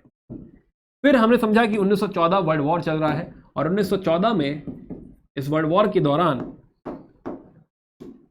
हमने 1915 में बात करी, 1915 बात करी एक इंडो जर्मन प्लॉट की, जिसकी डिटेल अभी बाकी है। चलिए कहानी और आगे बढ़ाते हैं, जो है चलते हैं पंजाब की तरफ। तो महाराष्ट्र हम ऑलरेडी देख चुके, बंगाल हम ऑलरेडी देख चुके, कहानी थोड़ा लेके चलते हैं जो है पंजाब की तरफ। पंजाब, नाउ पंजाब हम देखेंगे कि पंजाब जो है पंजाब में एक तो एग्रीकल्चरल जो है लैंड ज़्यादा है ना, एग्रीकल्चर पे जो रिलायंस है वो कहीं ज़्यादा है। वैसे भी हम ओवरऑल भी एग्रीरियन इकॉनमी ही है, but Punjab anyway is known for agriculture.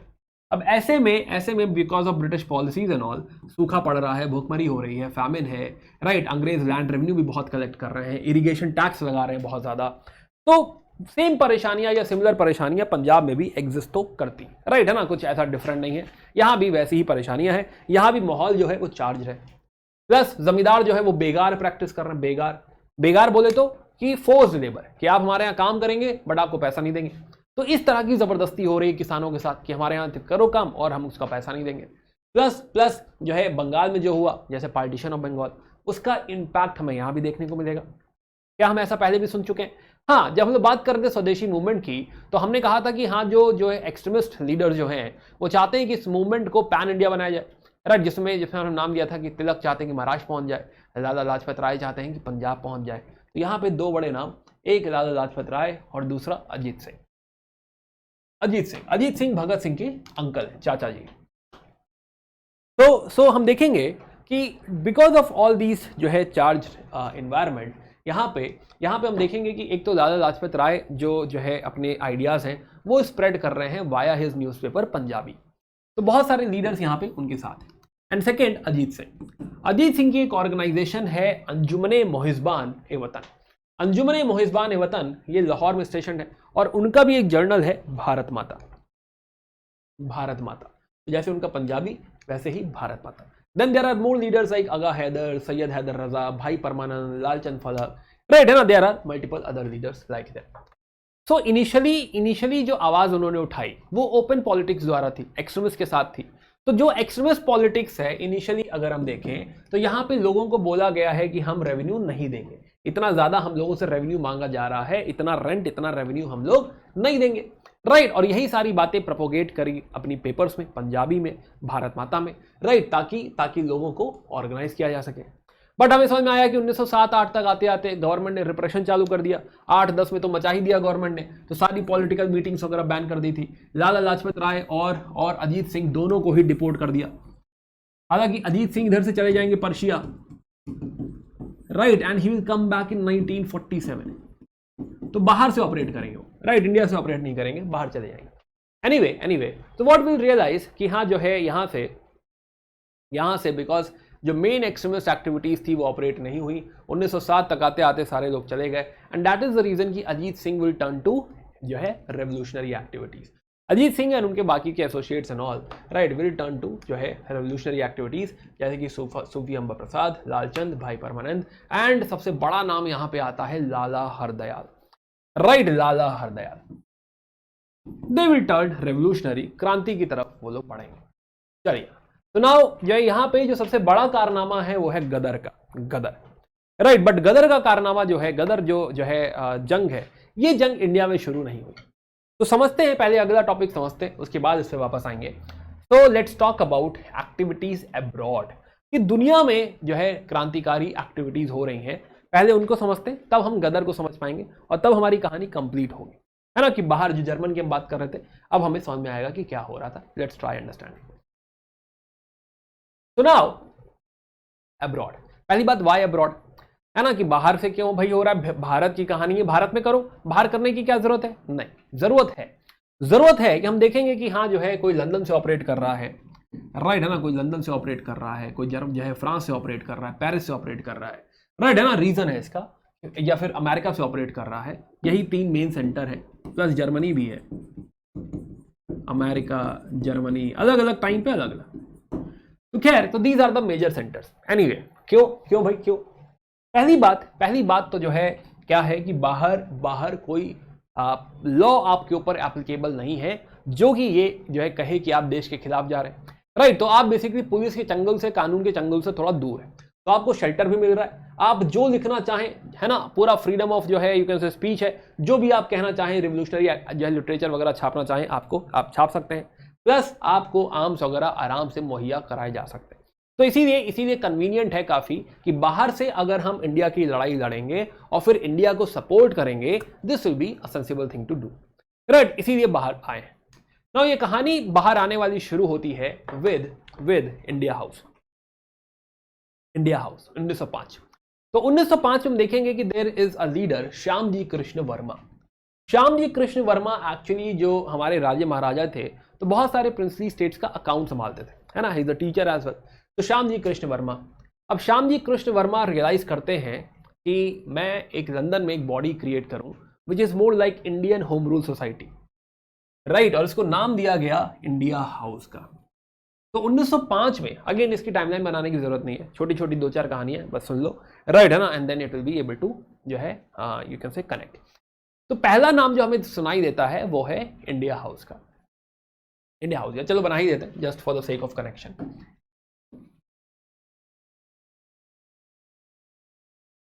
1905 में हमें दिख रहे हैं श्यामजी कृष्ण वर्मा, श्यामजी कृष्ण वर्मा, और इन्होंने स्टैब्लिश किया है इंडिया हाउस। कहां पे है भाई ये, this is at London. Plus वो एक न्यूज़पेपर भी चलाते हैं which is called as Indian sociologist, right है ना, दिस इज इंडियन सोशियोलॉजिस्ट, ये जर्नल भी चलाते हैं, और जहां पे वो अपने आइडियाज कि हाँ इंडिया में क्या होना चाहिए पॉलिटिकली एटसेट्रा, ये सारी चीजें जो है वो प्रीच करते हैं। प्लस वो एक स्कॉलरशिप प्रोग्राम भी चलाते हैं, है ना, कि एक स्कॉलरशिप प्रोग्राम भी इनके साथ एसोसिएटेड है। एक तो आप इंडियन सोशियोलॉजिस्ट लिख सकते हैं, उनका जो न्यूज़पेपर है, प्लस एक स्कॉलरशिप प्रोग्राम भी है जो कि ऐसे स्टूडेंट्स जो कि लेट्स से जो है कनेक्ट करना चाहते हैं या फिर कुछ करना चाहते हैं समथिंग, या फिर पैट्रियोटिज्म है उनमें, या फिर रेवोल्यूशनरी है वो, राइट, तो उनको वो स्कॉलरशिप प्रोवाइड भी करते हैं, है ना, कि हाँ कुछ जो है पैसे हैं जो प्रोवाइड भी करते हैं ताकि इंडिया से लोग यहाँ पे आ सकें, राइट। नाउ इसी की वजह से इंडिया हाउस क्या है, इंडिया हाउस हमें लगता है कि क्या ही हो गया, ना, India house is the connecting point, कि अगर मैं क्रांतिकारी हूं, है ना, तो मैं क्या करूंगा, मैं श्यामजी कृष्ण वर्मा जी से कनेक्ट करूंगा, मैं इंडिया हाउस जाऊंगा। जैसे कि इंडिया हाउस में 3 बड़े नाम जो लोग कनेक्टेड हैं इंडिया हाउस से, एक है सावरकर जी, विनायक दामोदर सावरकर जी, दूसरे हैं लाला हरदयाल, तभी हमने बात करी थी पंजाब में लाला हरदयाल, और तीसरे हैं मदन लाल ढींगरा।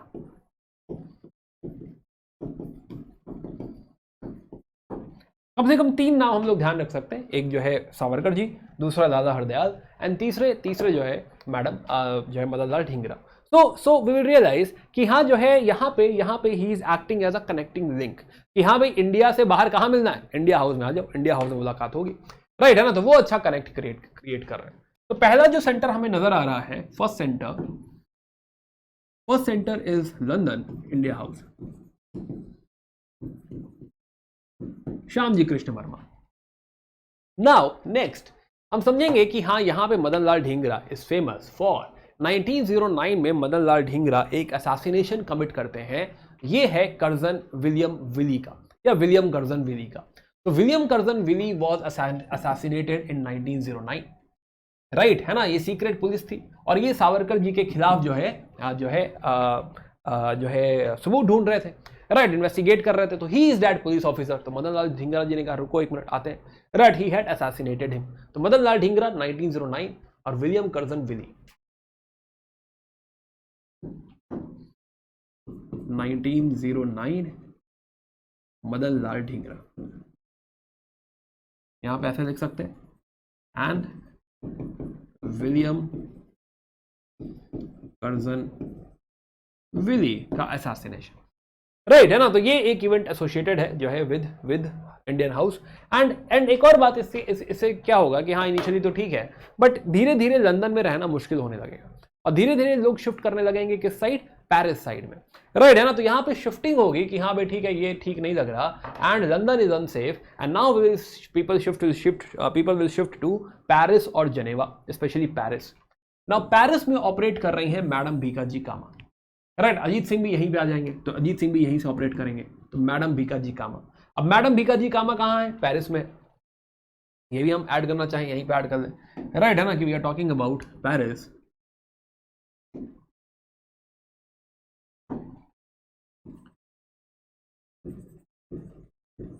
मैडम कामा। ये एक न्यूज़पेपर चलाती हैं which is Vande Mataram, which is very much online with जो है अलाइन विद, जैसे अरविंदो घोष भी एक पेपर चलाते थे वंदे मातरम, राइट, तो वंदे मातरम।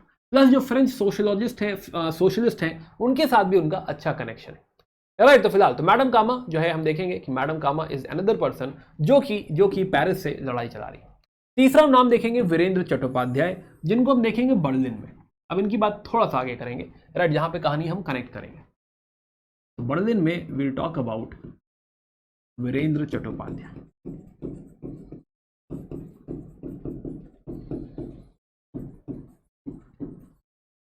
राइट, ये कहानी थोड़ा आगे कनेक्ट करेंगे।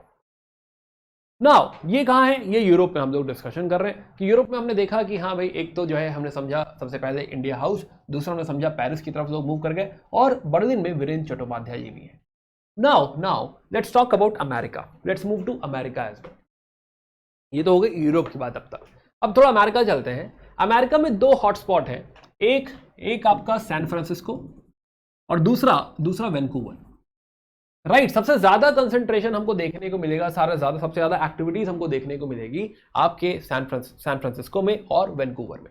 अब हुआ क्या है कि बहुत सारे जो यू कैन से किसान हैं, पीजेंट्स हैं, एक्स आर्मी मैन हैं, ये लोग शिफ्ट कर गए हैं कनाडा, राइट, है ना, कनाडा शिफ्ट कर गए हैं for better condition, better jobs etcetera etcetera, better living conditions. तो काफी लोग यहाँ पे जो है देखेंगे हम लोग, तो यहाँ पे आ चुके हैं, है ना। जैसे बहुत सारे नाम जो हम देखें तो रामदासपुरी का नाम दिखाई देगा हमें, जीडी कुमार है, तारकनाथ दास है, सोहन बकना है और लाला हरदयाल भी, राइट। लाला हरदयाल इस काम के लिए नहीं आए, लाला हरदयाल इज मोर फॉर जो है इंसाइटमेंट। तो कुछ एग्जाम्पल्स अगर हम समझें तो वी विल सी कि तारकनाथ दास, तो तारकनाथ दास वैंकूवर में हम देखेंगे कि हाँ ही इज जो है एक्टिव नॉर्थ अमेरिका में, और इन्होंने शुरू किया है फ्री हिंदुस्तान, एक न्यूज़पेपर शुरू किया है ताकि यहाँ की जो कम्युनिटी है उनको फ्री हिंदुस्तान के बारे में अवगत कराया जा सके, अराउज किया जा सके और हमें सपोर्ट मिले उन लोगों से। तो first the story starts with Taraknath Das, जिन्होंने नॉर्थ अमेरिका में शुरू किया फ्री हिंदुस्तान,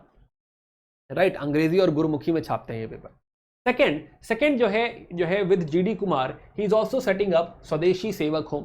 ये स्वदेशी सेवक होम बिल्कुल वैसे है जैसा कि इंडिया हाउस, तो वैंकूवर में स्टैब्लिश हो रहा है स्वदेशी सेवक होम, ताकि यहां पे भी हम लोग कनेक्ट कर सके, जैसा श्याम जी कृष्ण वर्मा करवाते थे, तो वैसा ही कनेक्शन यहां भी क्रिएट हो सके, राइट, है ना। प्लस तिलक जी ने भेजा था पांडुरंग जी को, और यहां पे इन लोगों ने शुरू करी थी इंडियन इंडिपेंडेंस लीग। आगे ऐसा बहुत कॉन्सिक्वेंस नहीं है, बट स्टिल, है ना, just for the sake of MCQ हम ध्यान रख सकते हैं।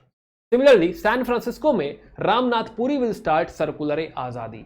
तो आप देखेंगे कि यहाँ पे मोस्टली क्या हो रहा है, मोस्टली इट इज कि हाँ जो है न्यूज़पेपर आर्टिकल द्वारा, पैम्पलेट्स द्वारा लोगों को बताया जा रहा है, समझाया जा रहा है, अवेयरनेस पैदा करी जा रही है ताकि इंडिया की लड़ाई में यहाँ पे हमें सपोर्ट मिले। ये क्या है, इनिशियल फेज है, बट कहानी टर्न लेती है 1913 में। 1913 में स्थापित हो रहा है गदर। तो जो मेन स्टोरी है हमारी, आखिरी जो आज की मेन स्टोरी है वो है गदर की। तो let's talk about Gadar in 1930।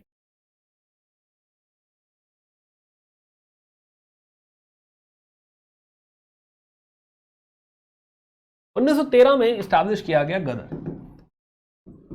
1913 Gadar, and ये कहां पे है, इसका हेडक्वार्टर है सैन फ्रांसिस्को में, नॉर्थ अमेरिका में, राइट। पर्पस क्या है, पर्पस वही है, सेम है कि हाँ भाई एक न्यूज़पेपर है गदर, और ये जो है ये सारे जो यहाँ पे लोग रहते हैं उनको उनमें अराउजल लाना है, उनमें पेट्रियाटिज्म लेकर आना है ना। नाम देखें यहाँ पे कौन कौन है, यहाँ पे है लाला हरदयाल, राइट है ना, लाला हरदयाल है, रामचंद्र है, भगवान सिंह है, करतार सिंह सरबा इज फेमस। कहाँ सुना है आपने करतार सिंह सरबा का नाम?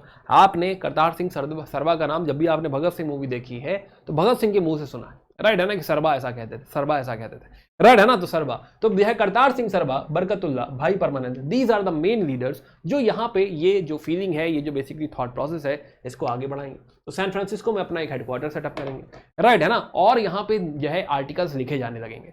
अब यहाँ पे कोई चैलेंज नहीं कर सकता, राइट है ना, तो अंग्रेजी सरकार का कच्चा चिट्ठा, ऐसे ऐसे आर्टिकल्स यहाँ पे लिखे जाने लगेंगे। Plus this is not only in English, local language में, गुरमुखी एटसेट्रा में, इंग्लिश में, राइट है ना, तो हर तरह, हिंदी में, तो यू फाइंड कि बहुत सारी लोकल लैंग्वेजेस में पेपर छापा जाएगा ताकि ज्यादा से ज्यादा लोग पढ़ सकें। तो दिस इज समथिंग जो है जो काफी अवेयरनेस स्प्रेड करेगा in the community living in north America. Now तो अब गदर जो है ओरिजिनली प्रोग्राम करना क्या चाहता है? गदर पहला लोगों में अवेयरनेस, बट इवेंचुअली गेम वही है, assassination, right, plus anti imperialist literature, कि हाँ हमें वो सारे आर्टिकल्स छापने हैं कि हाँ लोगों में अंग्रेजों के खिलाफ जो है नफरत पैदा हो। प्लस जो इंडियन ट्रूप्स हैं बाहर, नाउ नोटिस कि इंडिया के बाहर जो इंडियन ट्रूप्स हैं जो अंग्रेजी सरकार लेके गई है, इंडियन ट्रूप्स तो इंडियन है, वो बाहर चली गई है अंग्रेजों की वजह से, इनको भड़काया जा सकता है, इनको अपने साथ मिलाया जा सकता है, उनको जल्दी समझ में आ जाएगा, है ना, एकदम से उन्हें बताना पड़ेगा कि हाँ भाई जो है हमें देश के लिए लड़ना है, and they be like yes. तो इंडियन ट्रूप्स को जो है बिल्कुल जो बाहर है इंडिया के, उनको टारगेट किया जा सकता है, और उनको टारगेट करना कंपैरेटिवली ईजी होगा क्योंकि यहाँ पे पुलिस नहीं है, यहाँ पे जो है उतना परेशानी नहीं है, चैलेंजिंग नहीं है, राइट। प्लस आर्म्स का जुगाड़ करना, है ना, बाहर से फंड्स जुगाड़ करना, आर्म्स का जुगाड़ करना, अगेन इंडिया में दिक्कत होगी लेकिन बाहर थोड़ा सा आसानी होगी। प्लस खाली इंडिया में नहीं, बाकी ब्रिटिश कॉलोनीज में भी रिवोल्ट कराना है।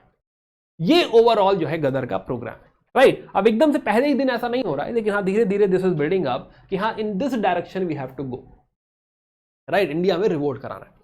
अब इसमें दो इंसिडेंट होते हैं जो कि हैं ट्रिगर पॉइंट। एक तो वर्ल्ड वॉर चालू हो चुका है 1914 में ऑलरेडी, प्लस एक कोमागातो मारू इंसिडेंट होता है, राइट। तो this is the trigger point. तो ये सब हमारे दिल में है, राइट, ये सब हमारे दिल में है, भरा हुआ है कि हाँ कहीं ना कहीं कह देंगे, कर देंगे, राइट। अब ऐसे में ट्रिगर हो जाते हैं कि हाँ भाई ठीक है ऐसा हुआ, चलो अब वक्त आ गया। क्या है भाई कोमागाता मारू इंसिडेंट? तो लेट्स अंडरस्टैंड कोमागाता मारू इंसिडेंट। होता क्या है कि जो है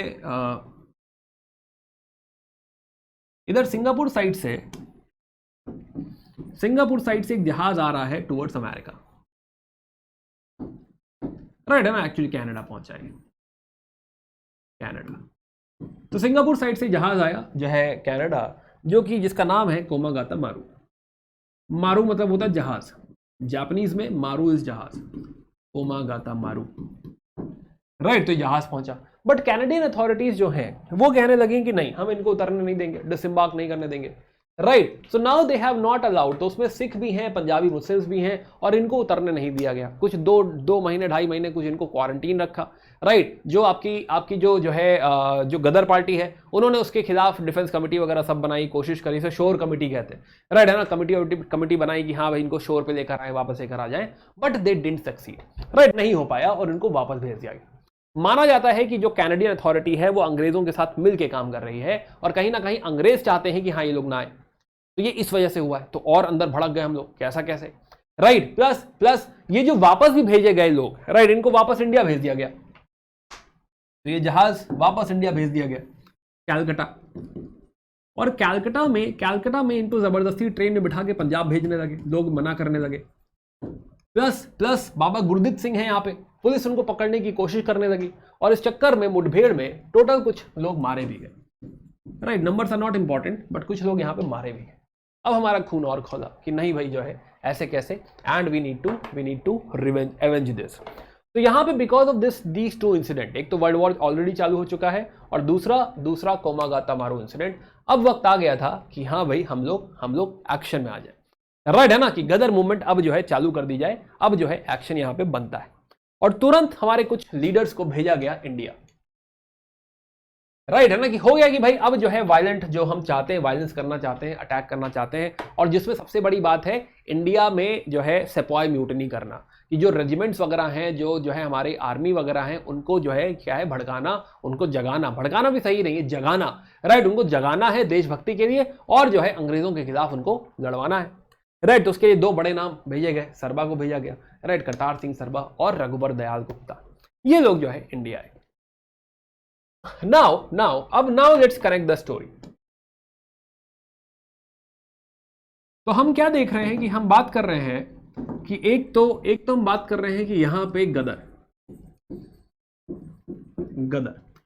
पार्टी ने डिसाइड किया, they got triggered, they are like कि हाँ भाई जो है हमें अब इंडिया जाना होगा, and a lot of leaders will come to India, right. जैसे एक नाम लिख सकते हैं सर्वा, प्लस तो ये लोग जो इंडिया आ रहे हैं, ये पहुंचेंगे पंजाब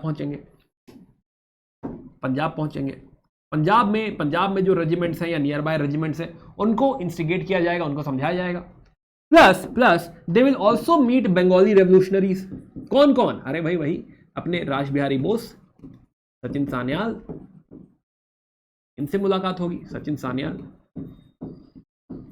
एंड बाघा जतिन, वही तीनों, राइट। और इनको जिम्मेदारी सौंपी जाएगी कि हाँ भाई जो है आप लोग हमारे साथ हैं, है ना। ऑफ कोर्स वो लोग साथ में है ना, they are also waiting for something like this. तो टेक्निकली ये जो पूरी नॉर्थ इंडिया एक्सेट्रा की जिम्मेदारी है, बंगाल की जिम्मेदारी है, वो जो है अनुशीलन समिति के लीडर्स के। तो रास बिहारी बोस, सचिन सान्याल, बाघा जतिन, जो कि यहाँ पे ऑलरेडी थे, they are the one who will lead this. अब इसमें एक और चीज जो है होती है, विच इज कि जो है लाला हरदयाल को जब पुलिस पकड़ लेती है, यहां पे पकड़े जाते हैं, तो उसके बाद he had gone to somehow manage and he had gone to Germany, right, Berlin. ना बर्लिन में जो मतलब जो बर्लिन जो है या जर्मनी जो है, जर्मनी डेफिनेटली वर्ल्ड वॉर चल रहा है, राइट है ना, वर्ल्ड वॉर 1, और वर्ल्ड वॉर 1 ब्रिटेन और जर्मनी अपोजिट है, अभी के लिए इतना ही को बहुत है, राइट। तो ब्रिटेन और जर्मनी अपोजिट है, तो यहां पे जर्मनी कहेगा कि हाँ हम आपको सपोर्ट करेंगे, राइट। तो जो उनके फॉरेन मिनिस्टर हैं उनसे मुलाकात होगी और वो कहेंगे कि हाँ भाई बिल्कुल सपोर्ट करेंगे, क्या करना है भाई, राइट है ना। तो we will get a good support from Germany. और ये जो जर्मनी का जो प्लान है, सपोर्ट सिस्टम जो है ना, जो जर्मनी कह रहा है कि हम सपोर्ट करेंगे, this plan is called as Zimmermann plan.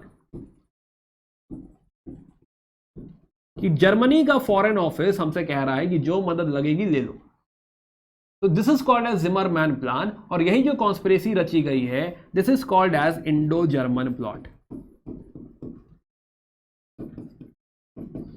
अब इसी को अंजाम देने के लिए एक कमिटी बनाई जाएगी, विच इज कॉल्ड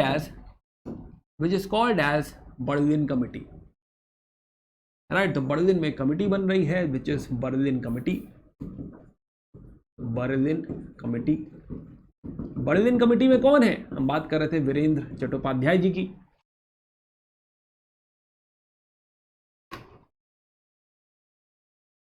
राइट। तो वीरेंद्र नाथ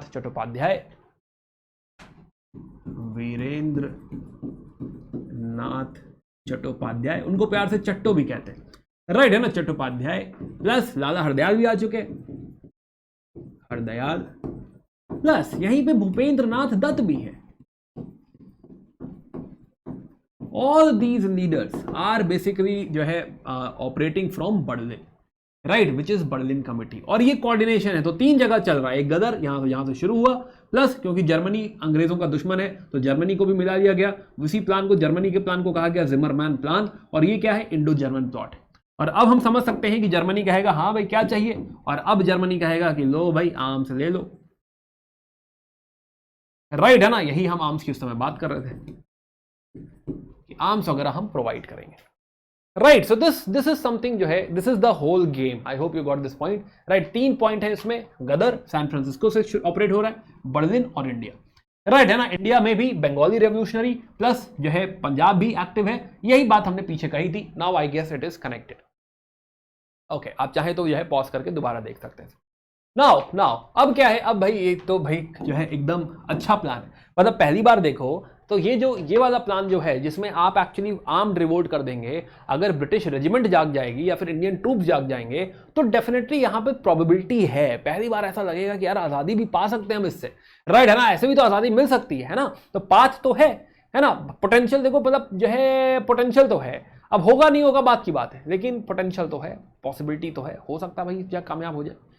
खैर तो नाउ तो यहाँ पे हमने बात करी थी कि हाँ जो है Bagha Jatin and all they will do dacoities, तो हम लोग बात कर रहे थे जो है टैक्सी कैब डकैतीज के पीछे, बोट डकैतीज एंड ऑल, ताकि फंड्स वगैरह आ सके। हम चाहते थे कि फोर्ट विलियम वगैरह पे कब्जा कर लिया जाए, गोरिल्ला वॉरफेयर वगैरह हो, तो this was all in plan, है ना, ऑलरेडी इंडिया में सारी चीजें एक्टिव हो चुकी हैं। डिसाइड किया गया कि 1915 21 फरवरी, राइट है ना, 21 फरवरी 1915 वैलेंटाइन डे के एक हफ्ते बाद, अगेन जोक सपाट, जस्ट याद रहे इसे बोला मैंने ऐसा, है ना, कि हाँ जो एक हफ्ते बाद जो है आर्म्ड रिवोल्ट कंडक्ट किया जाएगा। कहाँ कंडक्ट किया जाएगा? पंजाब साइड में, रावलपिंडी में, लाहौर में, फिरोजपुर में, राइट। तो हमने देखा कि भाई जो है इस तरीके का प्लान है, बट यहाँ पे क्या हुआ, ट्रेचरी हो गई, धोखा हो गया। अब देखो इतना ओपन सा प्लान है कि हाँ कोई तो जो है सोल्जर होगा जो भड़क जाएगा या फिर कहेगा कि नहीं हम अंग्रेजों को जाके बता देते हैं, तो कहीं ना कहीं ये प्लान लीक आउट हो गया। एंड ब्रिटिशर्स लाइक कि हाँ एकदम से कांप गए कि क्या ही है, ऑलरेडी वर्ल्ड वॉर से परेशान है, उसके ऊपर ऐसा हो रहा है, और ये जो है ये काफ़ी स्ट्रॉन्ग है, ये तो कुछ भी किसी भी डायरेक्शन में जा सकता था अगर ये सही में ऑपरेट हो गया होता तो, राइट है ना। तो अंग्रेजों के एकदम से जो है हाथ पैर फूलने लगे, एंड दे वर लाइक कि हाँ we need to do something. तो जितनी रेजिमेंट पे उन्हें डाउट था उन्होंने डिसबैंड कर दिया, काफ़ी लोगों को अरेस्ट करा गया, बहुत सारे लीडर्स हैं उनको डिपोर्ट कर दिया गया, बहुत सारे लीडर्स को तुरंत मार दिया गया, तो lot of them were executed as well. Plus इसी हड़बड़ी में उन्होंने कहा कि नहीं हमें एक एक्ट चाहिए जो हमको खूब सारी पावर देता हो, और इसीलिए 1915 में दे ब्रॉट वन जो है ordinance which is Defence of India Act 1950। फटाक से ये एक्ट लाओ, जल्दी से ट्रायल वगैरह हो सके, किसी को भी जेल में डाल सके, डिटेन कर सके, समथिंग इस तरह की सारी पावर हमको चाहिए। तो now because of this defence of India act, trial मतलब जुडिशरी की भी बहुत ज्यादा जरूरत नहीं है, now you can detain without trial, right. तो डिफेंस ऑफ इंडिया एक्ट बहुत ही ड्रैकोनियन एक्ट था, ये काइंड ऑफ सुपर पावर दे दी गई थी कि जो करना है करो, है ना, जिसको जेल में डालना है जेल में डाल दो, ट्रायल करने की कोई जरूरत नहीं है, राइट। प्लस स्पेशल कोर्ट बिठाए गए जो कि सीवियर सेंटेंसेस दे रहे हैं, राइट। अगर कोई आर्मी पर्सनल है, क्योंकि आर्मी भी इन्वॉल्व है, तो उसका कोर्ट मार्शल हो रहा है। प्लस बंगाल रेवोल्यूशनरीज में ना, बंगाल रेवोल्यूशनरीज में हमने ऑलरेडी देखा था कि बाघा जतीन अनफॉर्चुनेटली भी lost him, right. Sachin Sanyal जो है पकड़े जाएंगे और उनको भी अंडमान भेज दिया जाएगा, तो ये भी सेलुलर जेल चले जाएंगे अंडमान। प्लस हम देख रहे हैं कि हाँ बहुत सारे लीडर्स यहाँ पे हमारे पकड़े जाएंगे। Now what about Ras Bihari Bose? रास बिहारी बोस यहां भी नहीं पकड़े जाते, और रास बिहारी बोस यहां से जापान चले जाते हैं, right. So what we will see कि Ras Bihari Bose actually had gone to Japan. Ras Bihari Bose Japan पहुंचेंगे and he will be here. और जब हम बात देखेंगे सुभाष चंद्र बोस की बात जब हम करेंगे, जब हम बात करते हैं इंडियन नेशनल आर्मी की, तो उसके पीछे एक्चुअली रास बिहारी बोस ही हैं। जब हम लोग सुभाष चंद्र बोस और आईएनए को कनेक्ट करेंगे तो फिर से हम बात करेंगे रास बिहारी बोस की। तो रास बिहारी बोस कभी पकड़े नहीं गए, राइट है ना। तो रास बिहारी बोस जापान पहुंच गए, है ना। कहते हैं कि हाँ जो है रविन्द्रनाथ टैगोर के कजिन बन के, कि हाँ रिलेटेड है, कजिन मत कहो, शायद नेफ्यू बोलते हैं, राइट है ना, कसम प्रियांश जो है टैगोर, है ना, इस तरह का भेष बना के वो चले गए जापान। और जापान में जाके जो है शादी ब्याह भी कर लिया उन्होंने, है ना। एक नाकामूरा करके फैमिली है, तो नाकामूरा फैमिली में उन्होंने शादी कर ली। प्लस पॉलिटिकली वहाँ भी बहुत एक्टिव हैं, पॉलिटिकली वहाँ से भी उन्होंने कोशिश करी कि इंडिया को आर्म्स वगैरह प्रोवाइड किया जा सके, इंडियन कॉज के लिए वहाँ भी आवाज़ उठाते रहे, और इसीलिए इंडियन नेशनल आर्मी की स्थापना उनसे शुरू हुई, राइट। तो आर्मी भी इसीलिए बहुत बड़ा नाम है। रास बिहारी बोस अगर हम देखें, राइट, तो उन्होंने काफ़ी सारी चीज़ें करी हैं, और स्पेशली लास्ट में जो सुभाष चंद्र बोस जी के साथ, या फिर सुभाष चंद्र बोस जी को आर्मी जो दी है आईएनए, राइट है ना, this is something big contribution. और इसीलिए उनको मोस्ट डेंजरस रेवोल्यूशनरी, सबसे खतरनाक क्रांतिकारी ऑफ इंडिया कहा गया है, राइट है ना। Most dangerous revolutionary of India is रास बिहारी बोस। खैर उनकी कहानी आगे फिर कनेक्ट करेंगे, बट जो है हमें समझ में आ रहा है कि हाँ ये सिचुएशन यहाँ पे हाथ से निकल गई, एंड जो है सारे ही लोगों को हम खो बैठे। प्लस बहुत सारे जो है इस्लामिक लीडर्स भी हैं जो पकड़े गए, for example Ali brothers, right. Ali brothers की फिर से बात करेंगे जब हम बात करेंगे जो है नॉन कॉपरेशन मूवमेंट की। मौलाना आज़ाद भी हैं यहाँ पे, तो रेवोल्यूशनरी साइड मौलाना आज़ाद भी हैं। तो मौलाना आज़ाद का इनिशियल करियर आप देखेंगे तो it is from revolution, right. हजरत मोहानी, तो हजरत मोहानी, अली ब्रदर्स, मौलाना आज़ाद, ये सब आगे आने वाले, ये they were also jailed, right। So तो this was the end of Ghadar. तो हम समझेंगे कि हाँ, हमने समझा कि भाई देखो काफ़ी क्लोज था, है ना, काफ़ी जो है अच्छा अटेम्प्ट था, काफ़ी क्लोज अटेम्प्ट था। अनफॉर्चुनेटली हम कामयाब नहीं हो पाए, बट स्टिल जो है पॉसिबिलिटी गदर में थी, बहुत बहुत हाई पॉसिबिलिटी थी, राइट, है ना। अगर इस तरह की क्रांति हो गई होती तो शायद 1915 में हम लोग आज़ाद हो गए होते, 16 में आज़ाद हो गए होते, मे बी पॉसिबल है। खैर so this was the phase 1. Now if we evaluate Gadar we will realize कि सबसे बड़ी प्रॉब्लम जो कही जाती है वो शायद लीडरशिप की प्रॉब्लम, राइट। यहाँ पे हमें एक बहुत स्ट्रॉन्ग लीडर की जरूरत थी जो सबको मोबिलाइज कर पाता, स्ट्रेटेजाइज कर पाता एंड देन जो है इसको एग्जीक्यूट करता। शायद Lala Hardayal was not the right person, ऐसा कहा जाता है ना। हालांकि with all due respect to Lala Hardayal, इतना भी बड़ा अचीव किया है वो कम नहीं है, बट हाँ बिकॉज अब क्योंकि सक्सीड नहीं हुआ तो हम क्रिटिसाइज कर सकते हैं थोड़ा बहुत, राइट। तो हाँ, लाला हरदयाल शायद जो है was not suitable for the organisational role. Plus खास बात यह है, पॉजिटिव पॉइंट अगर हम देखें तो आइडियोलॉजिकली अगर हम देखें तो हमें दिखता है कि बहुत सारे सिख लीडर्स इसमें हैं, but overall you will find कि it is all secular, right. तो सेकुलर मिलिटेंट नेशनलिज्म प्रीच कर रहे हैं। दिस इज समथिंग जो काबिल तारीफ है कि हाँ, किसी पर्टिकुलर धर्म की बात नहीं हो रही, राइट, है ना, सबकी बात हो रही है, सबको लेके चलने की बात हो रही है, राइट। इसमें सिख भी हैं, इसमें मुस्लिम्स भी हैं, इसमें जो है बंगालीज भी हैं, तो हिंदूज भी हैं, everybody is there, right. Plus हमने समझा कि हाँ, lack of organisation and sustainability led to political and military failures. यहाँ एक ऑर्गेनाइजेशन जो स्टैब्लिश होनी चाहिए थी, जैसे अनुशीलन समिति बॉडी थी, राइट, उस तरह का पहले कुछ बॉडी क्रिएट होता, फिगर आउट होता, कोई हर चीज़ का कोई ना कोई अकाउंटेबल लीडर होता, शायद यहाँ पे बेटर कुछ क्रिएट होता, right. And there were insufficient जो है readiness with respect to arms, with respect to funds, with respect to strategies, right. हर तरीके से जो है we were not ready at this moment, शायद इस वजह से हम लोग फेल हो गए। तो this was evaluation of Ghadar. Berlin committee की हमने ऑलरेडी बात कर ली, जिमरमैन प्लान हम लोगों ने ऑलरेडी डिस्कस कर लिया है, right. I hope you got this. तो अच्छा, एक और बात, अंडर बर्लिन कमेटी क्या हुआ कि बहुत सारे देशों को एम्बेसडर भेजे गए। फॉर एग्जाम्पल बगदाद भेजा गया कि हाँ भाई कोई ईरान जाए, कोई पर्शिया भेजा गया, है ना, तो कोई टर्की भेजा गया, कोई काबुल भेजा गया। तो ऐसे हमारे बहुत सारे लीडर्स, वहाँ के जो लीडर्स हैं, दूसरे देशों के जो लीडर्स हैं, राइट, काबुल जो है, अफगानिस्तान एंड ऑल, वहाँ पे गए और ताकि इंडिया के लिए सपोर्ट गैदर कर सकें। प्लस इन देशों के जो प्रिजनर ऑफ वॉर हैं, मान लो इंडियन सोल्जर उनकी जेल में है, उनको हमें मिल जाएगा तो वो हमें हेल्प करेगा। यहाँ पे कोई इंडियन ट्रूप स्टेशनड है, वो हमारी हेल्प करेगा। तो दैट वॉज द पर्पस कि यहाँ पे भेजा जाएगा।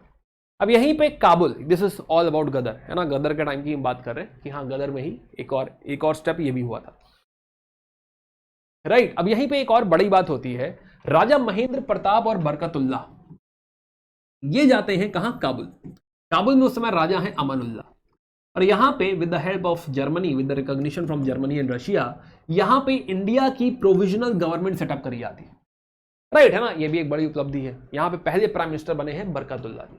राजा Mahendra Pratap and Barkatullah with the support of Germany, एक इंडिया की प्रोविजनल गवर्नमेंट की हम आजाद हैं, और उसकी एक प्रोविजनल गवर्नमेंट कहां है? काबुल में। ऐसा भी स्थापित हुआ है। अच्छा सवाल बन सकता है, यस, बढ़िया सवाल बन सकता है।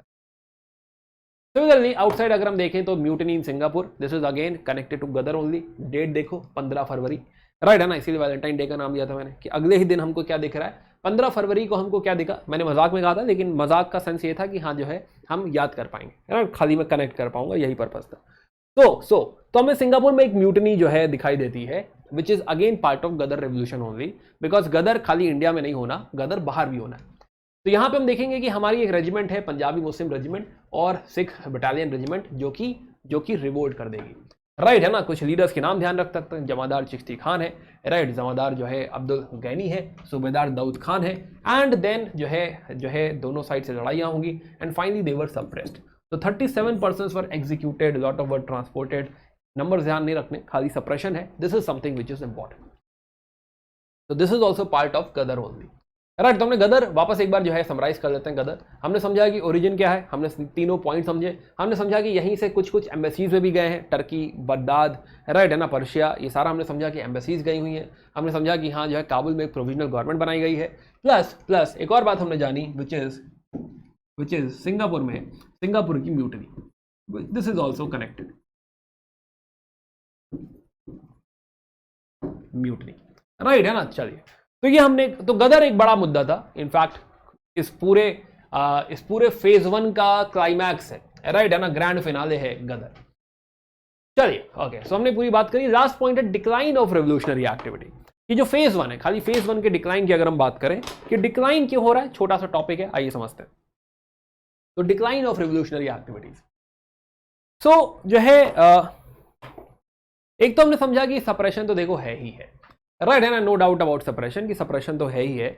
बट 1919 तक आते आते अंग्रेज क्या कहेंगे कि हाँ भाई जो है वर्ल्ड प्रिजनर्स को रिलीज कर दिया जाए। एक तो वर्ल्ड वॉर खत्म हो गया तो हाँ एक उसका थोड़ा सा रिलीफ है ही है, प्लस बहुत सारे प्रिजनर्स को रिलीज कर दिया जाएगा इंक्लूडिंग सचिन सान्याल, राइट है ना, सचिन सान्याल भी को रिलीज कर दिया जाएगा। सेकंड हम बात करेंगे कि 1917 में एक अगस्त स्टेटमेंट आया है मॉन्टेग का, राइट, और इस अगस्त स्टेटमेंट में हमको ऐसा कुछ होम रूल जैसा लग रहा है, शायद कुछ ऐसा कुछ वादा कर दिया है कि हाँ आपको कुछ हम देंगे, राइट है ना, कुछ रिफॉर्म देंगे। हमको लग रहा है कुछ बड़ा रिफॉर्म है, कुछ हमको लग रहा है सेल्फ रूल जैसा कुछ मिलने वाला है, होम रूल जैसा कुछ मिलने वाला है। तो हम लोग थोड़ा सा जो है डिल्यूजन हो जाएंगे, हम लोग जो है आंखें हमारी चौंधिया जाएंगी, शायद ऐसा कुछ होने वाला है। तो हम लोग थोड़ा बैकफुट पे आ जाएंगे बिकॉज ऑफ दिस स्टेटमेंट 1917।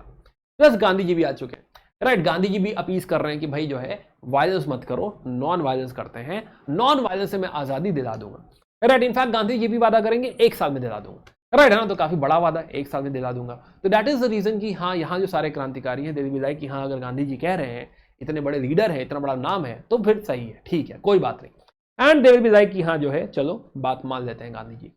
तो दैट इज द रीजन कि जो फर्स्ट फेज है वो डिक्लाइन कर जाएगा। बट जब ये गांधी जी का मूवमेंट फेल होगा तो फिर जो है सेकंड फेज चालू होगा, वो पढ़ेंगे आगे।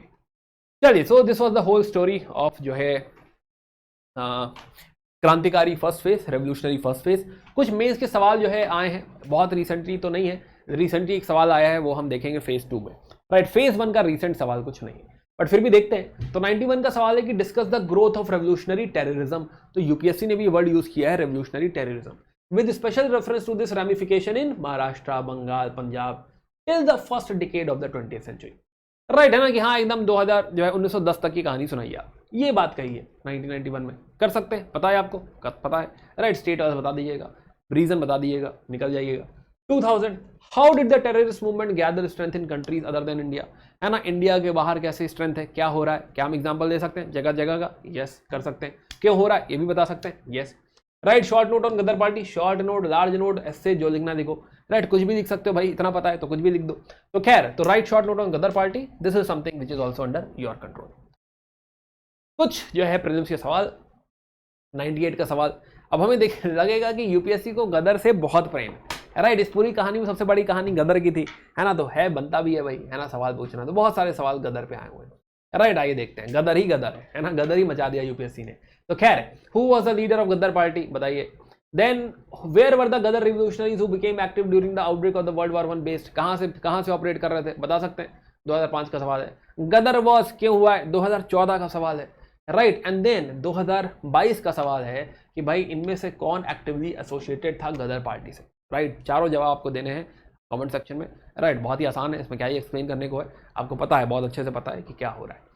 चलिए, okay, so this was all in revolutionary. Also please do right the answers, जो है do comment and do let me know कि हाँ जो है समझ में आ रहा है, नहीं समझ में आ रहा है, क्या चल रहा है, समथिंग, राइट है ना। एंड बाकी हम लोग मिलते हैं इन द नेक्स्ट चैप्टर। पढ़ाई करते रहिए, जिनका भी पीछे का कुछ है जो है प्लीज कंप्लीट करिए, और हम लोग काफी दूर आ गए हैं तो रिवाइज भी करते रहिए, राइट है ना। 2 round of revision, 3 round of revision, थोड़ा सा टाइम देते रहिए। एंड जो है दिस विल बी लाइक आपका सुपर कमांड क्रिएट हो जाएगा हिस्ट्री के ऊपर। चलिए, ओके, बाकी मिलते हैं जो है एंशिएंट इंडिया के चैप्टर में, मिलेंगे आपके नेक्स्ट चैप्टर में, वहां पे अशोका शुरू करना है हमें नेक्स्ट चैप्टर में। एनीवे, मिलेंगे फिर, bye bye, take care, good day.